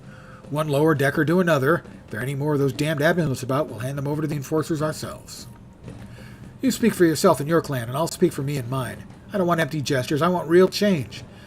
They'll promise us the world now, but as soon as the Anointed One turns his back, these brutes will be on us even harder than before, all because we dared speak out. The tall worker's eyes dart between the two arguing leaders. Every few seconds he opens his mouth as if planning to agree, but each time he falls silent, simply making a few vague noises of approval. Coercion 40. I can use my coercion ability. Spreading anarchy on the ship is the first step towards embracing chaos. Putting weapons in untrained hands would be even worse. What's more, the enforcers are needed to maintain oversight and order. Withdraw us those demands and we'll consider the rest. Fine. I'll give the order for the enforcers to be withdrawn from their sector, and you'll be given weapons. Let's see how you cope. Governing yourself won't make a difference. You failed to convince me of your trustworthiness. This unrest ends now. Thought, Abelard. Maybe you can open up another option. The story about going scavenging for boots and accidentally picking up a heretical amulet doesn't convince me. These people were moments away from rebelling and possibly becoming minions of the archenemy. We must not give them what they want. Even if they did acquire something innocently, purely out of their own stupidity, it doesn't mean they are not tainted with corruption. Kinda does. What begins as petty thievery can turn into far graver problem. I've seen it before. His face darkens momentarily. In my second war, there was a sergeant in the Imperial Guard Regiment that was stationed nearby. The sergeant took an ordinary pocket knife from the body of a heretic, and his whole unit lost their lives for it. When they finally managed to break into the barracks, they found not a single survivor, only the pocket knife, which had grown through all the rows of beds like a choking vine. When it comes to scavengers, malcontents, strikers, whatever they'll turn into next, my verdict is simple: give them no quarter. Right. The pocket knife, which had grown through all the rows of beds like a metal choking vine. That seems unlikely. Have you been taking drugs again? Spreading anarchy in ships is the first step towards embracing chaos. Putting weapons into untrained hands would be even worse. What's more, the enforcers are needed to maintain oversight and order. Withdraw these demands, and we will consider the rest. I succeeded. The tall worker they call Rivet shrugs and casts sidelong glance. Look at the old woman. Old man, listen. Listen. The Lord Captain himself has come down to us and is offering concessions. I don't know a single person in the whole of Depot 4 who's ever stood next to a rogue trader, let alone talk to them. Back down now. Now's no time for you to be a stubborn old crone. Listen to us, old man. The 3 clans of Depot 4 ought to act as one. We've made our minds up. It's your turn to decide. Don't ask them to disband the enforcers and give up weapons. We don't need any of that. You two are ganging up on me, is that it? So brave you are against an old woman, but I'll shut up. I will indeed. I won't go against 2 clan leaders on my own, but I want you to make peace with the enforcers. Make your peace. That's great. Just fantastic, Lord Captain. We're all agreed.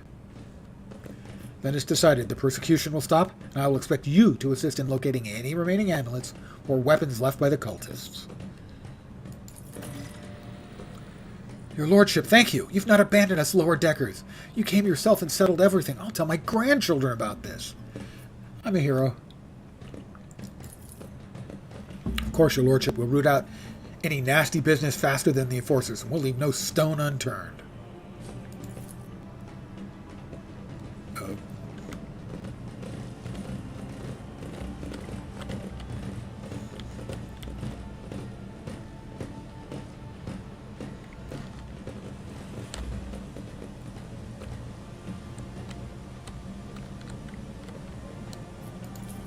I'm going to take a look at this. Page is where a start of each shift is marked. The last mark is missing. The workers went on strike. Lower deck rabble. Oh, we've got some goods. It's my ship, my goods.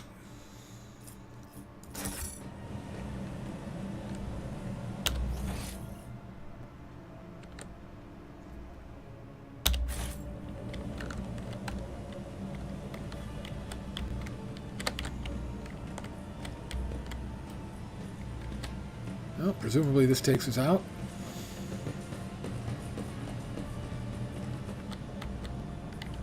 Or not. Does this take us out?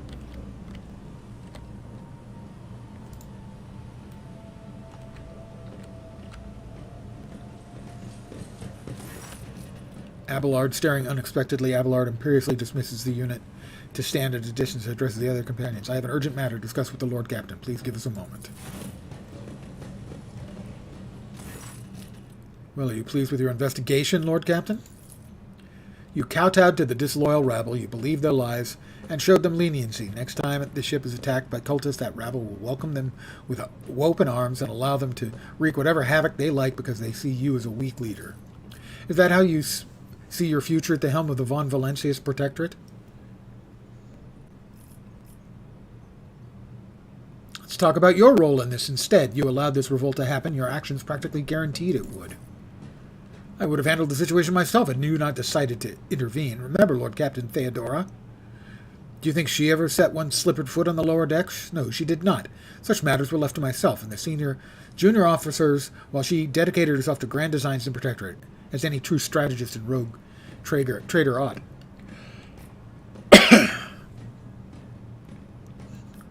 I would be only too willing to trust my seneschal and not fill my head with such matters, but the situation had spiraled out of your control, Abelard. Maybe if Theodora had spent more time on trifling matters, she wouldn't have wound up dead. There's a new Lord Captain, and I will not repeat her mistake. I'm going to go with the middle one. I would be only too willing to trust in my seneschal and not fill my head with such matters, but the situation had spiraled out of your control, Abelard. His face relaxes slightly. You're right. At least as concerns junior officers making complaints directly to you. And I lost my temper, Lord Captain. I believe I ought to explain myself. The prosperity of the Von Valencius Protectorate is not just an empty phrase to me. I left the Imperial Navy for the chance to see it flourish. It was the most momentous decision of my life. I did it because I saw in Lord Captain Theodora's deeds the signs of true greatness. Rogue traders do not simply forge new routes and capture worlds. They create order out of anarchy. That creative impulse was entirely lacking during my time in the military. So I left behind everything I'd known, everything my family had known. I came from a long line of officers, and I embarked upon this incredibly reckless venture. Lord Captain Theodora entrusted me with all the concerns she had no time for. She would go off on her flagship for long periods, to distant frontiers, on scouting voyages, and the advancement of the entire Protectorate rested on my shoulders, and then suddenly, everything has been built over years, began to quake, rattling like a flimsy hanger on a seismically active world. One of the senior officers betrayed us all. The rogue trader was killed, and who knows what's happening on the planets. I tell you this honestly, without fear of appearing weak. All this has come as a grievous blow to me. I am not panicking or grieving, because I cannot allow myself to panic or grieve. I am duty-bound to aid the new rogue trader, to aid you to find your footing as quickly as possible. And to do that, I must insulate you from problems that in the past have been dealt with by tried and tested procedures, set out on the ship's regulations. Procedures that were established long ago and have functioned smoothly for decades cannot suddenly be deemed excess to requirements. Theodora trusted in established procedures and she died. I won't make the same mistake. If you want to keep building the future, I understand, but you have to learn and respect me as your Lord Captain and rogue trader. Accept that I start living in the new world, a world where Theodora is gone, where you and I have decisions to make. The prosperity of Von Valencius Protectorate is just as important to me. You're not. You're the only person who has comprehensive knowledge of how things have run. I think in the future I'll follow your recommendations. I value what Theodora created, and I trust the situation is an aberration in the ship's otherwise smooth operation. Since established procedures are working, I see no reason to change them. I've seen plenty of sentiment and hand-wringing in recent days, but very little competence. I have no plans to rely on your judgment. That's a bit much. All right, I understand, but you need to learn how to respect me as your Lord and Captain and rogue trader. Accept and start living in the new world, a world Theodora is gone, and where you and I have new decisions to make. Yes, Lord Captain. Your resolve is admirable and demonstrates strong leadership. I shall remember this moment, should my old habits ever begin to creep in. And now, please, let's leave the lower decks. The rogue trader desires to stretch his legs. There are more suitable places. Keep your wits about you. I will keep my wits about me.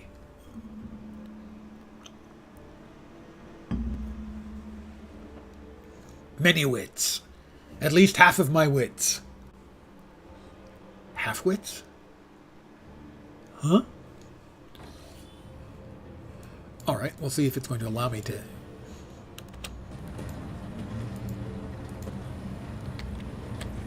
get near the, to scan the other void ship.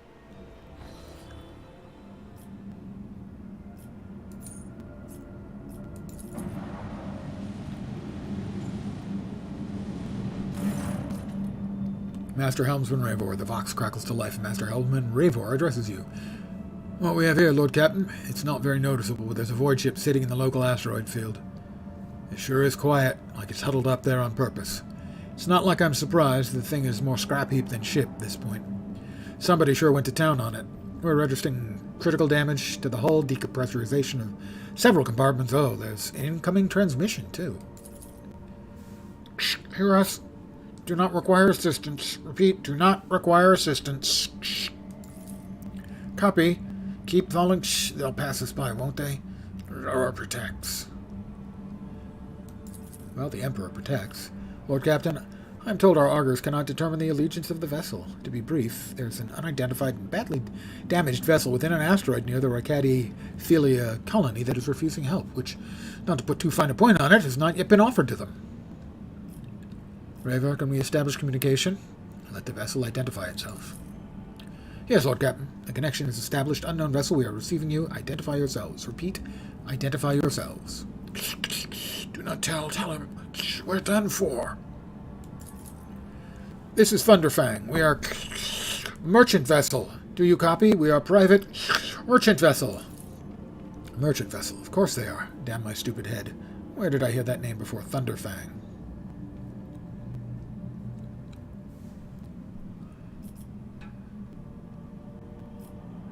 Ravor, damage report on the unknown vessel. Telemetry shows multiple hull breaches, most likely caused by the guns of a combat ship. Several compartments are leaking air. The bridge has been almost completely obliterated. 2 of the engines are critically damaged. Somebody may gave them a thrashing so solid they barely managed to limp away. Thunderfang, why can we not identify you? Why? I don't know. What if... Certainly not. Our vessel is badly damaged. Damage is preventing the correct identification. We assure you, merchant vessel. Thunderfang does not require aid. Thunderfang, your vessel is badly damaged. What happened to you? The Vox responds by bursting into a cacophony of sounds, words, emotions. Someone chuckles bitterly, another swears with some foul expletive, yet another hisses fiercely, demanding that the others shut up. You manage to make out little from this noise. We were just flying, minding our own business, straight out of the blue. Open fire! Miracle we could get away. Emperor protected you. And then more fire! Who? Void only knows. Roasted our tail, bombed everything. Our folks left without help. We never got to them. Thunderfang? Now stop playing games and explain again what your business is here, and this time I highly recommend the truth. Happy now? What have you done, idiot? It's too late now. The Aux channel's again filled with angry whispering of several voices. The whispers and static are drowned out by a clear and slightly frightened voice. Do you copy? We are from the Fellowship of the Void. We did not come here to loot. On different business, to help our own out of jail. Do not hurt, please. We already had our chronos cleaned. How about striking a deal? Our hold is full of goods. In case you aren't aware, Lord Captain, the Fellowship of the Void is a disorderly assembly of several dozen pirate factions of the Corona's expanse. They consider themselves above regular heretics solely because they sometimes have Vox conversations with those with whom they're about to board. Were it up to me, I would make them eat a salvo from the macro cannons to shake the scum loose from the decks. They certainly deserve it. High Factotum Generous Danrock, the honeyed voice of the High Factotum, interrupts the translation with a polite cough. I would wait on destroying the vessel if I were you. Although the moral aspects of their livelihood do cause some awkward questions, the Fellowship of the Void remain a major supplier of goods to the local market. Perhaps you will find dealing with them acceptable, especially in a situation where performing a warp jump is impossible. Thunderfang, prepare for commercial exchange. Let's see. Fellowship of the Void. I have no rep with them right now. Let's see.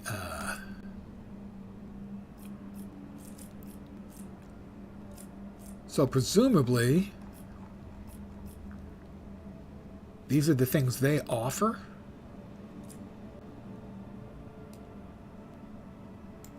We've got 0, 1, 2. I'm guessing this is the stuff that's available depending on I have no reputation with them. So these are the things they're offering, I think.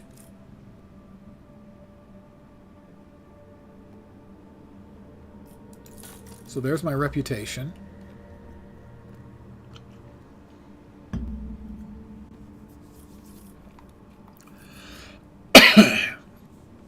Heretic trophies, Xeno artifacts, jewelry, cargo for storing loot that is not valuable. cargo for storing loot that is not valuable enough for a mighty rogue trader. Drag pieces of loot to remove it from your loot screen. So I'm going to give them armor kits. Select tradable, clear selection. Cargo list and cargo. Okay, that's trading.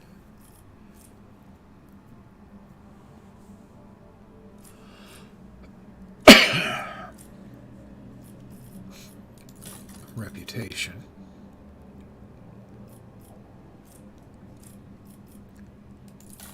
Cargo.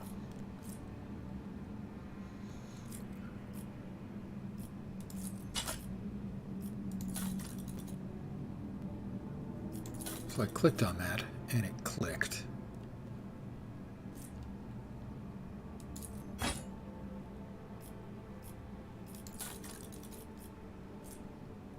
So I'm hitting the limits on things.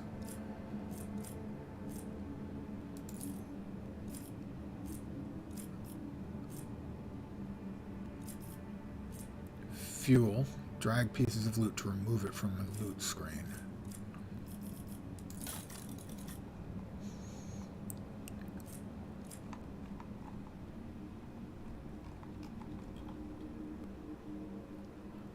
I'm trying to figure out, I don't want to make a mistake here.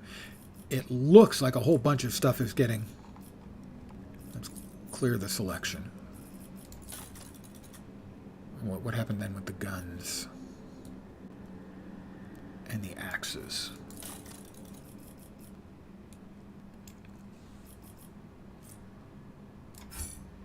Cannot be traded, full cargo is required. Oh, you have to have a full cargo of whatever. Got it. Okay. So if we head back to trading then.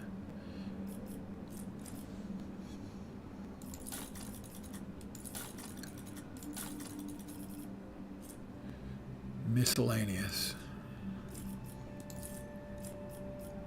Armor kit. Drag pieces of loot to remove it from your loot screen. It will be packed in a suitable cargo space. You may withdraw loot from the cargo. Selling cargo to merchants improves your reputation. However, all loot inside the cargo will be lost.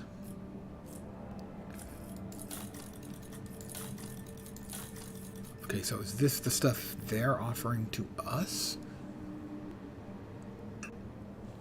Pardon me as I'm trying to figure this out.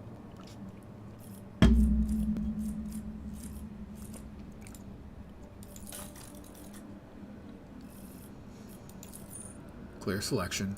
Select tradable. That'll get me 850 rep. And is this everything in here that is... It's definitely confusing. Yeah, it certainly is for me. I mean, these all appear to be... I can't tell if they're highlighted or not highlighted. Okay, here, I see. Okay, we have the percentages here. So, for instance, for armor... Those ones are selected.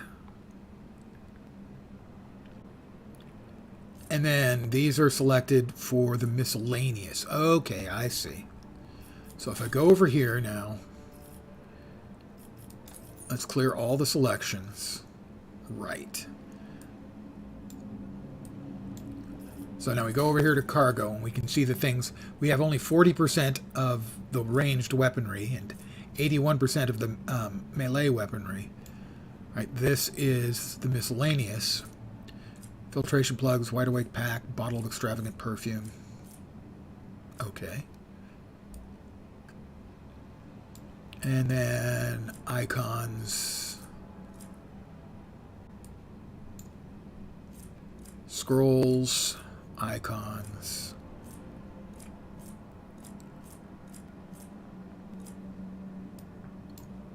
And then here, the armored body glove. Body glove! Armored core. Okay, so these are all used for trade, which means that right now, you can only trade anything that is in 100% percentages. I don't understand why there are multiple categories of miscellaneous, cargo for storing loot, selling. But I kind of like becoming friends with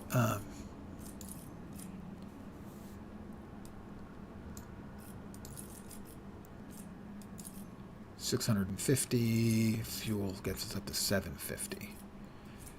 Becoming friends with the pirates.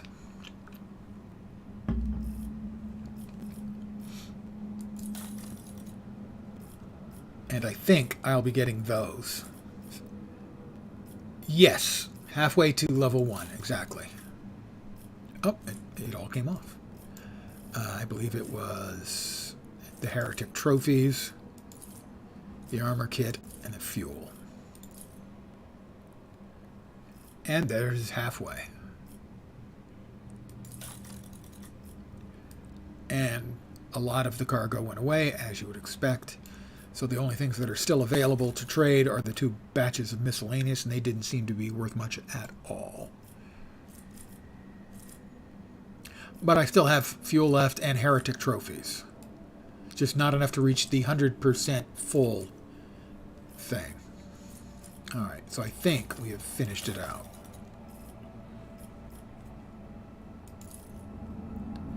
We've traded with them. We've increased our rep.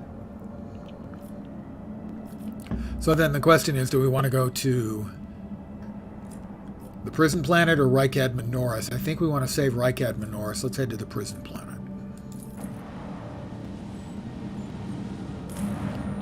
Scan it, please.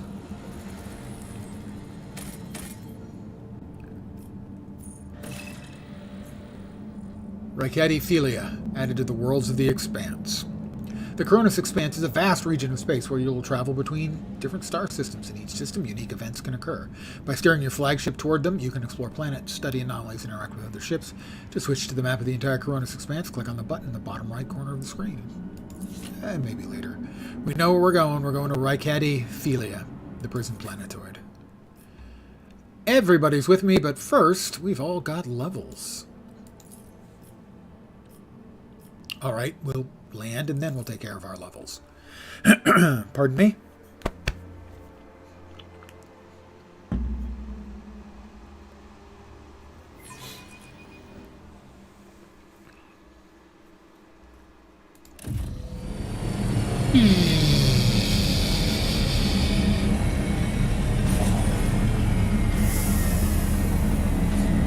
Honey, I'm home.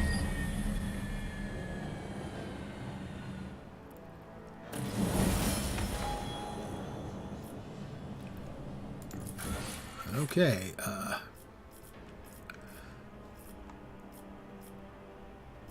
we have now visited Aaron's new blood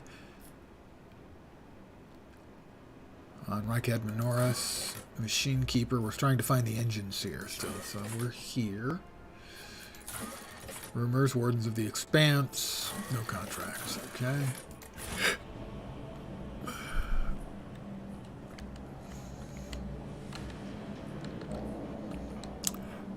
Well, I mean, there's goods, right?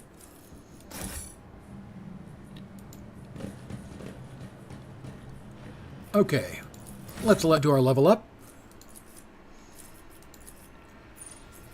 Let's see, joint analysis.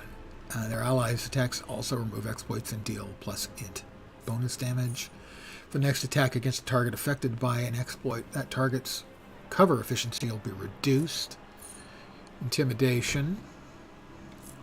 Perfect spot. While in cover, the operative gains extra cover efficiency, perception, and ballistic skill. Effect lasts until he moves. Doesn't stack.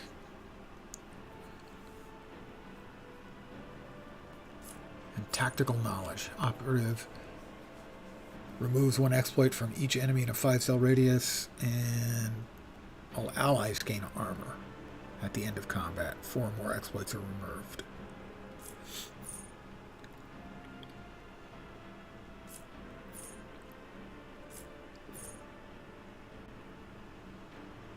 I think reducing the effectiveness of cover on my shots. Next up, logic, tech use.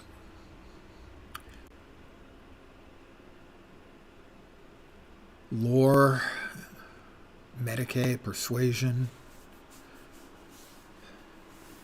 I think more tech use. That's it for me. Next up, Abelard.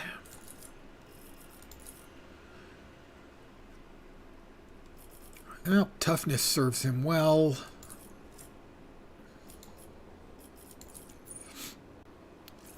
Common talent. Do not falter. All allies affected by brace for impact do not suffer negative effects. Get into cover. All allies affected by brace for impact gain an extra turn. Get off me. Brace for impact also allows the Navy officer to use any ranged weapons in threatened areas.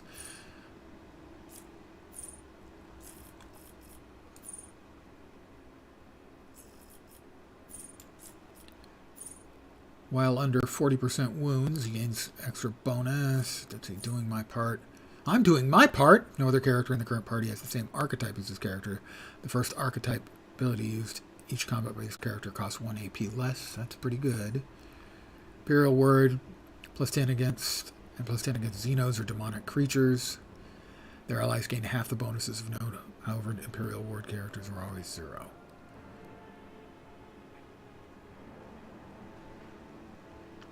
No, I don't want to have a 0 value. Imperial World characters affected by allies' non-damaging ability. Their resolve is increased. That's not bad.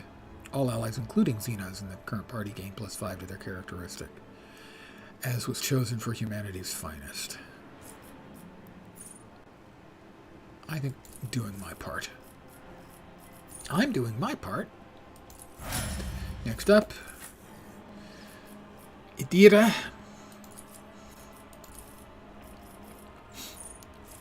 Let's see. Foreboding, she's got prescience. She's got foreboding, right?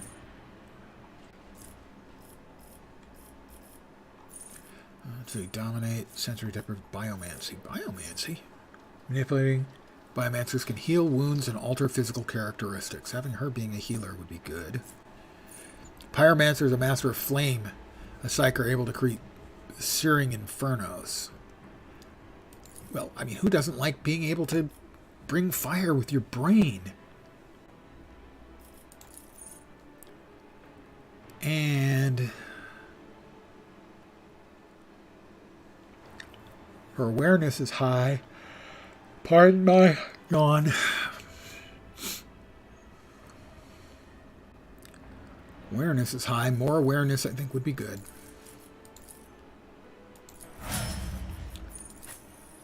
Next up, Argenta. More ballistic skill. She does like her guns. Melee, flame, and melta attacks against demons. Litany of hatred. Devotee and their allies in the area of war hymn. Litany of purification. All enemies in the area of effect of war hymn or furious recital gain 1 stack of disturbed. Enemies that are adjacent to devotee gain 2. All demons. Yeah, let's go with that. Wait, what shield of faith? Gains bonus armor. Now, let's go with Litany of Purification. We will purify the unclean. And Cassia.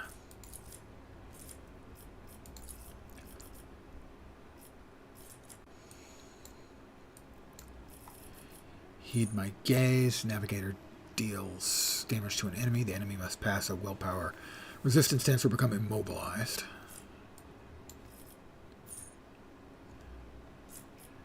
Notch of Purpose. Navigator designates a square. The enemy closest to that square immediately moves up to 4 cells toward it. If multiple enemies are the same distance, all of them move. The targets move even if they're stunned or immobilized. Interesting one. If I had a big AE, that would be helpful. Reveal the light. Target ally gains to their willpower and toughness. Pardon me. Waking Nightmare. That sounds good. Zone of Fear. All units in a 3x3 zone must pass willpower or immediately move out of the zone, even if they're stunned. Triggers attacks of opportunity. I can see where that would be good. Glimpse of Fate. Target gains increased hit chance. Dodge in the next dodge test. Oh, so this is friendly.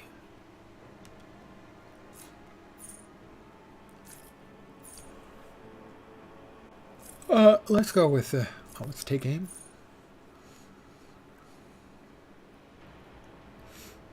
Let's go with Glimpse of, no. Yeah, the friendly one, Glimpse of Fate.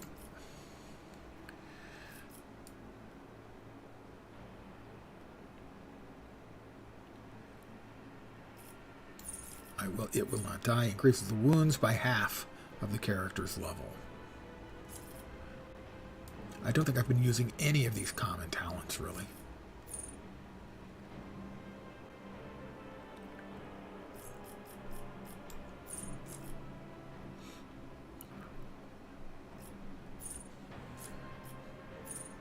Gains +7 lore for the warp. Character may improve this, even if it doesn't.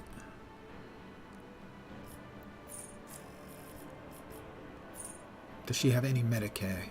She has a little.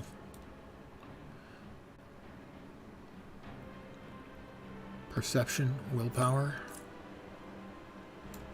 Characteristic training, gains 5 willpower. More willpower, I think, for her.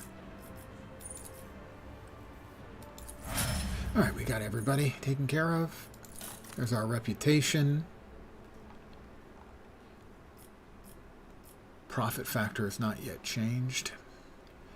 So, Drusians, Explorators, Hasbullica Mission, Fellowship of the Void. We're at 750 of 1500 with them, right? Imperial Navy, I'm guessing these are all of them that we have. Profit factor. Representation and relative value of the rogue trader's warrant of trade and what opportunities and resources it can call on. Biography. Ah, okay. For each character. Okay, this shows me where they are. And this is mine. I'm an Iconoclast, 17 of 45. Follower, that's it. It's the rank. Okay. Got it. All right. Reputation. Archetypes. Features. Got it. All right. That was some information. Fortunately, I didn't really need, but now I have. Let's...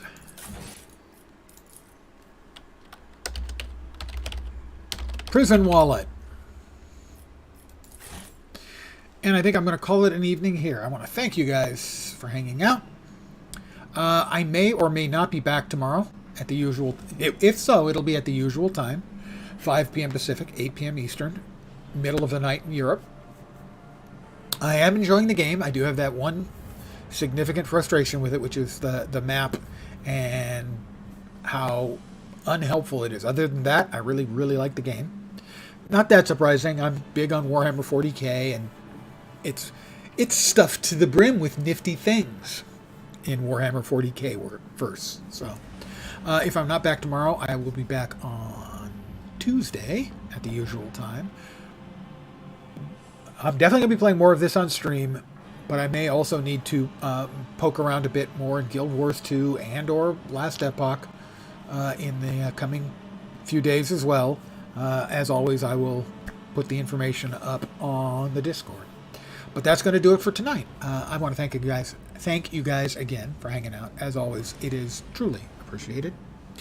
I hope the rest of your Sunday night goes great. And because I like to set an achievable goal for my viewers, I hope your upcoming week doesn't suck. Back in a day or two. Hopefully you'll see me soon. Have a great night tonight. Take care and ciao for now. Good night, guys.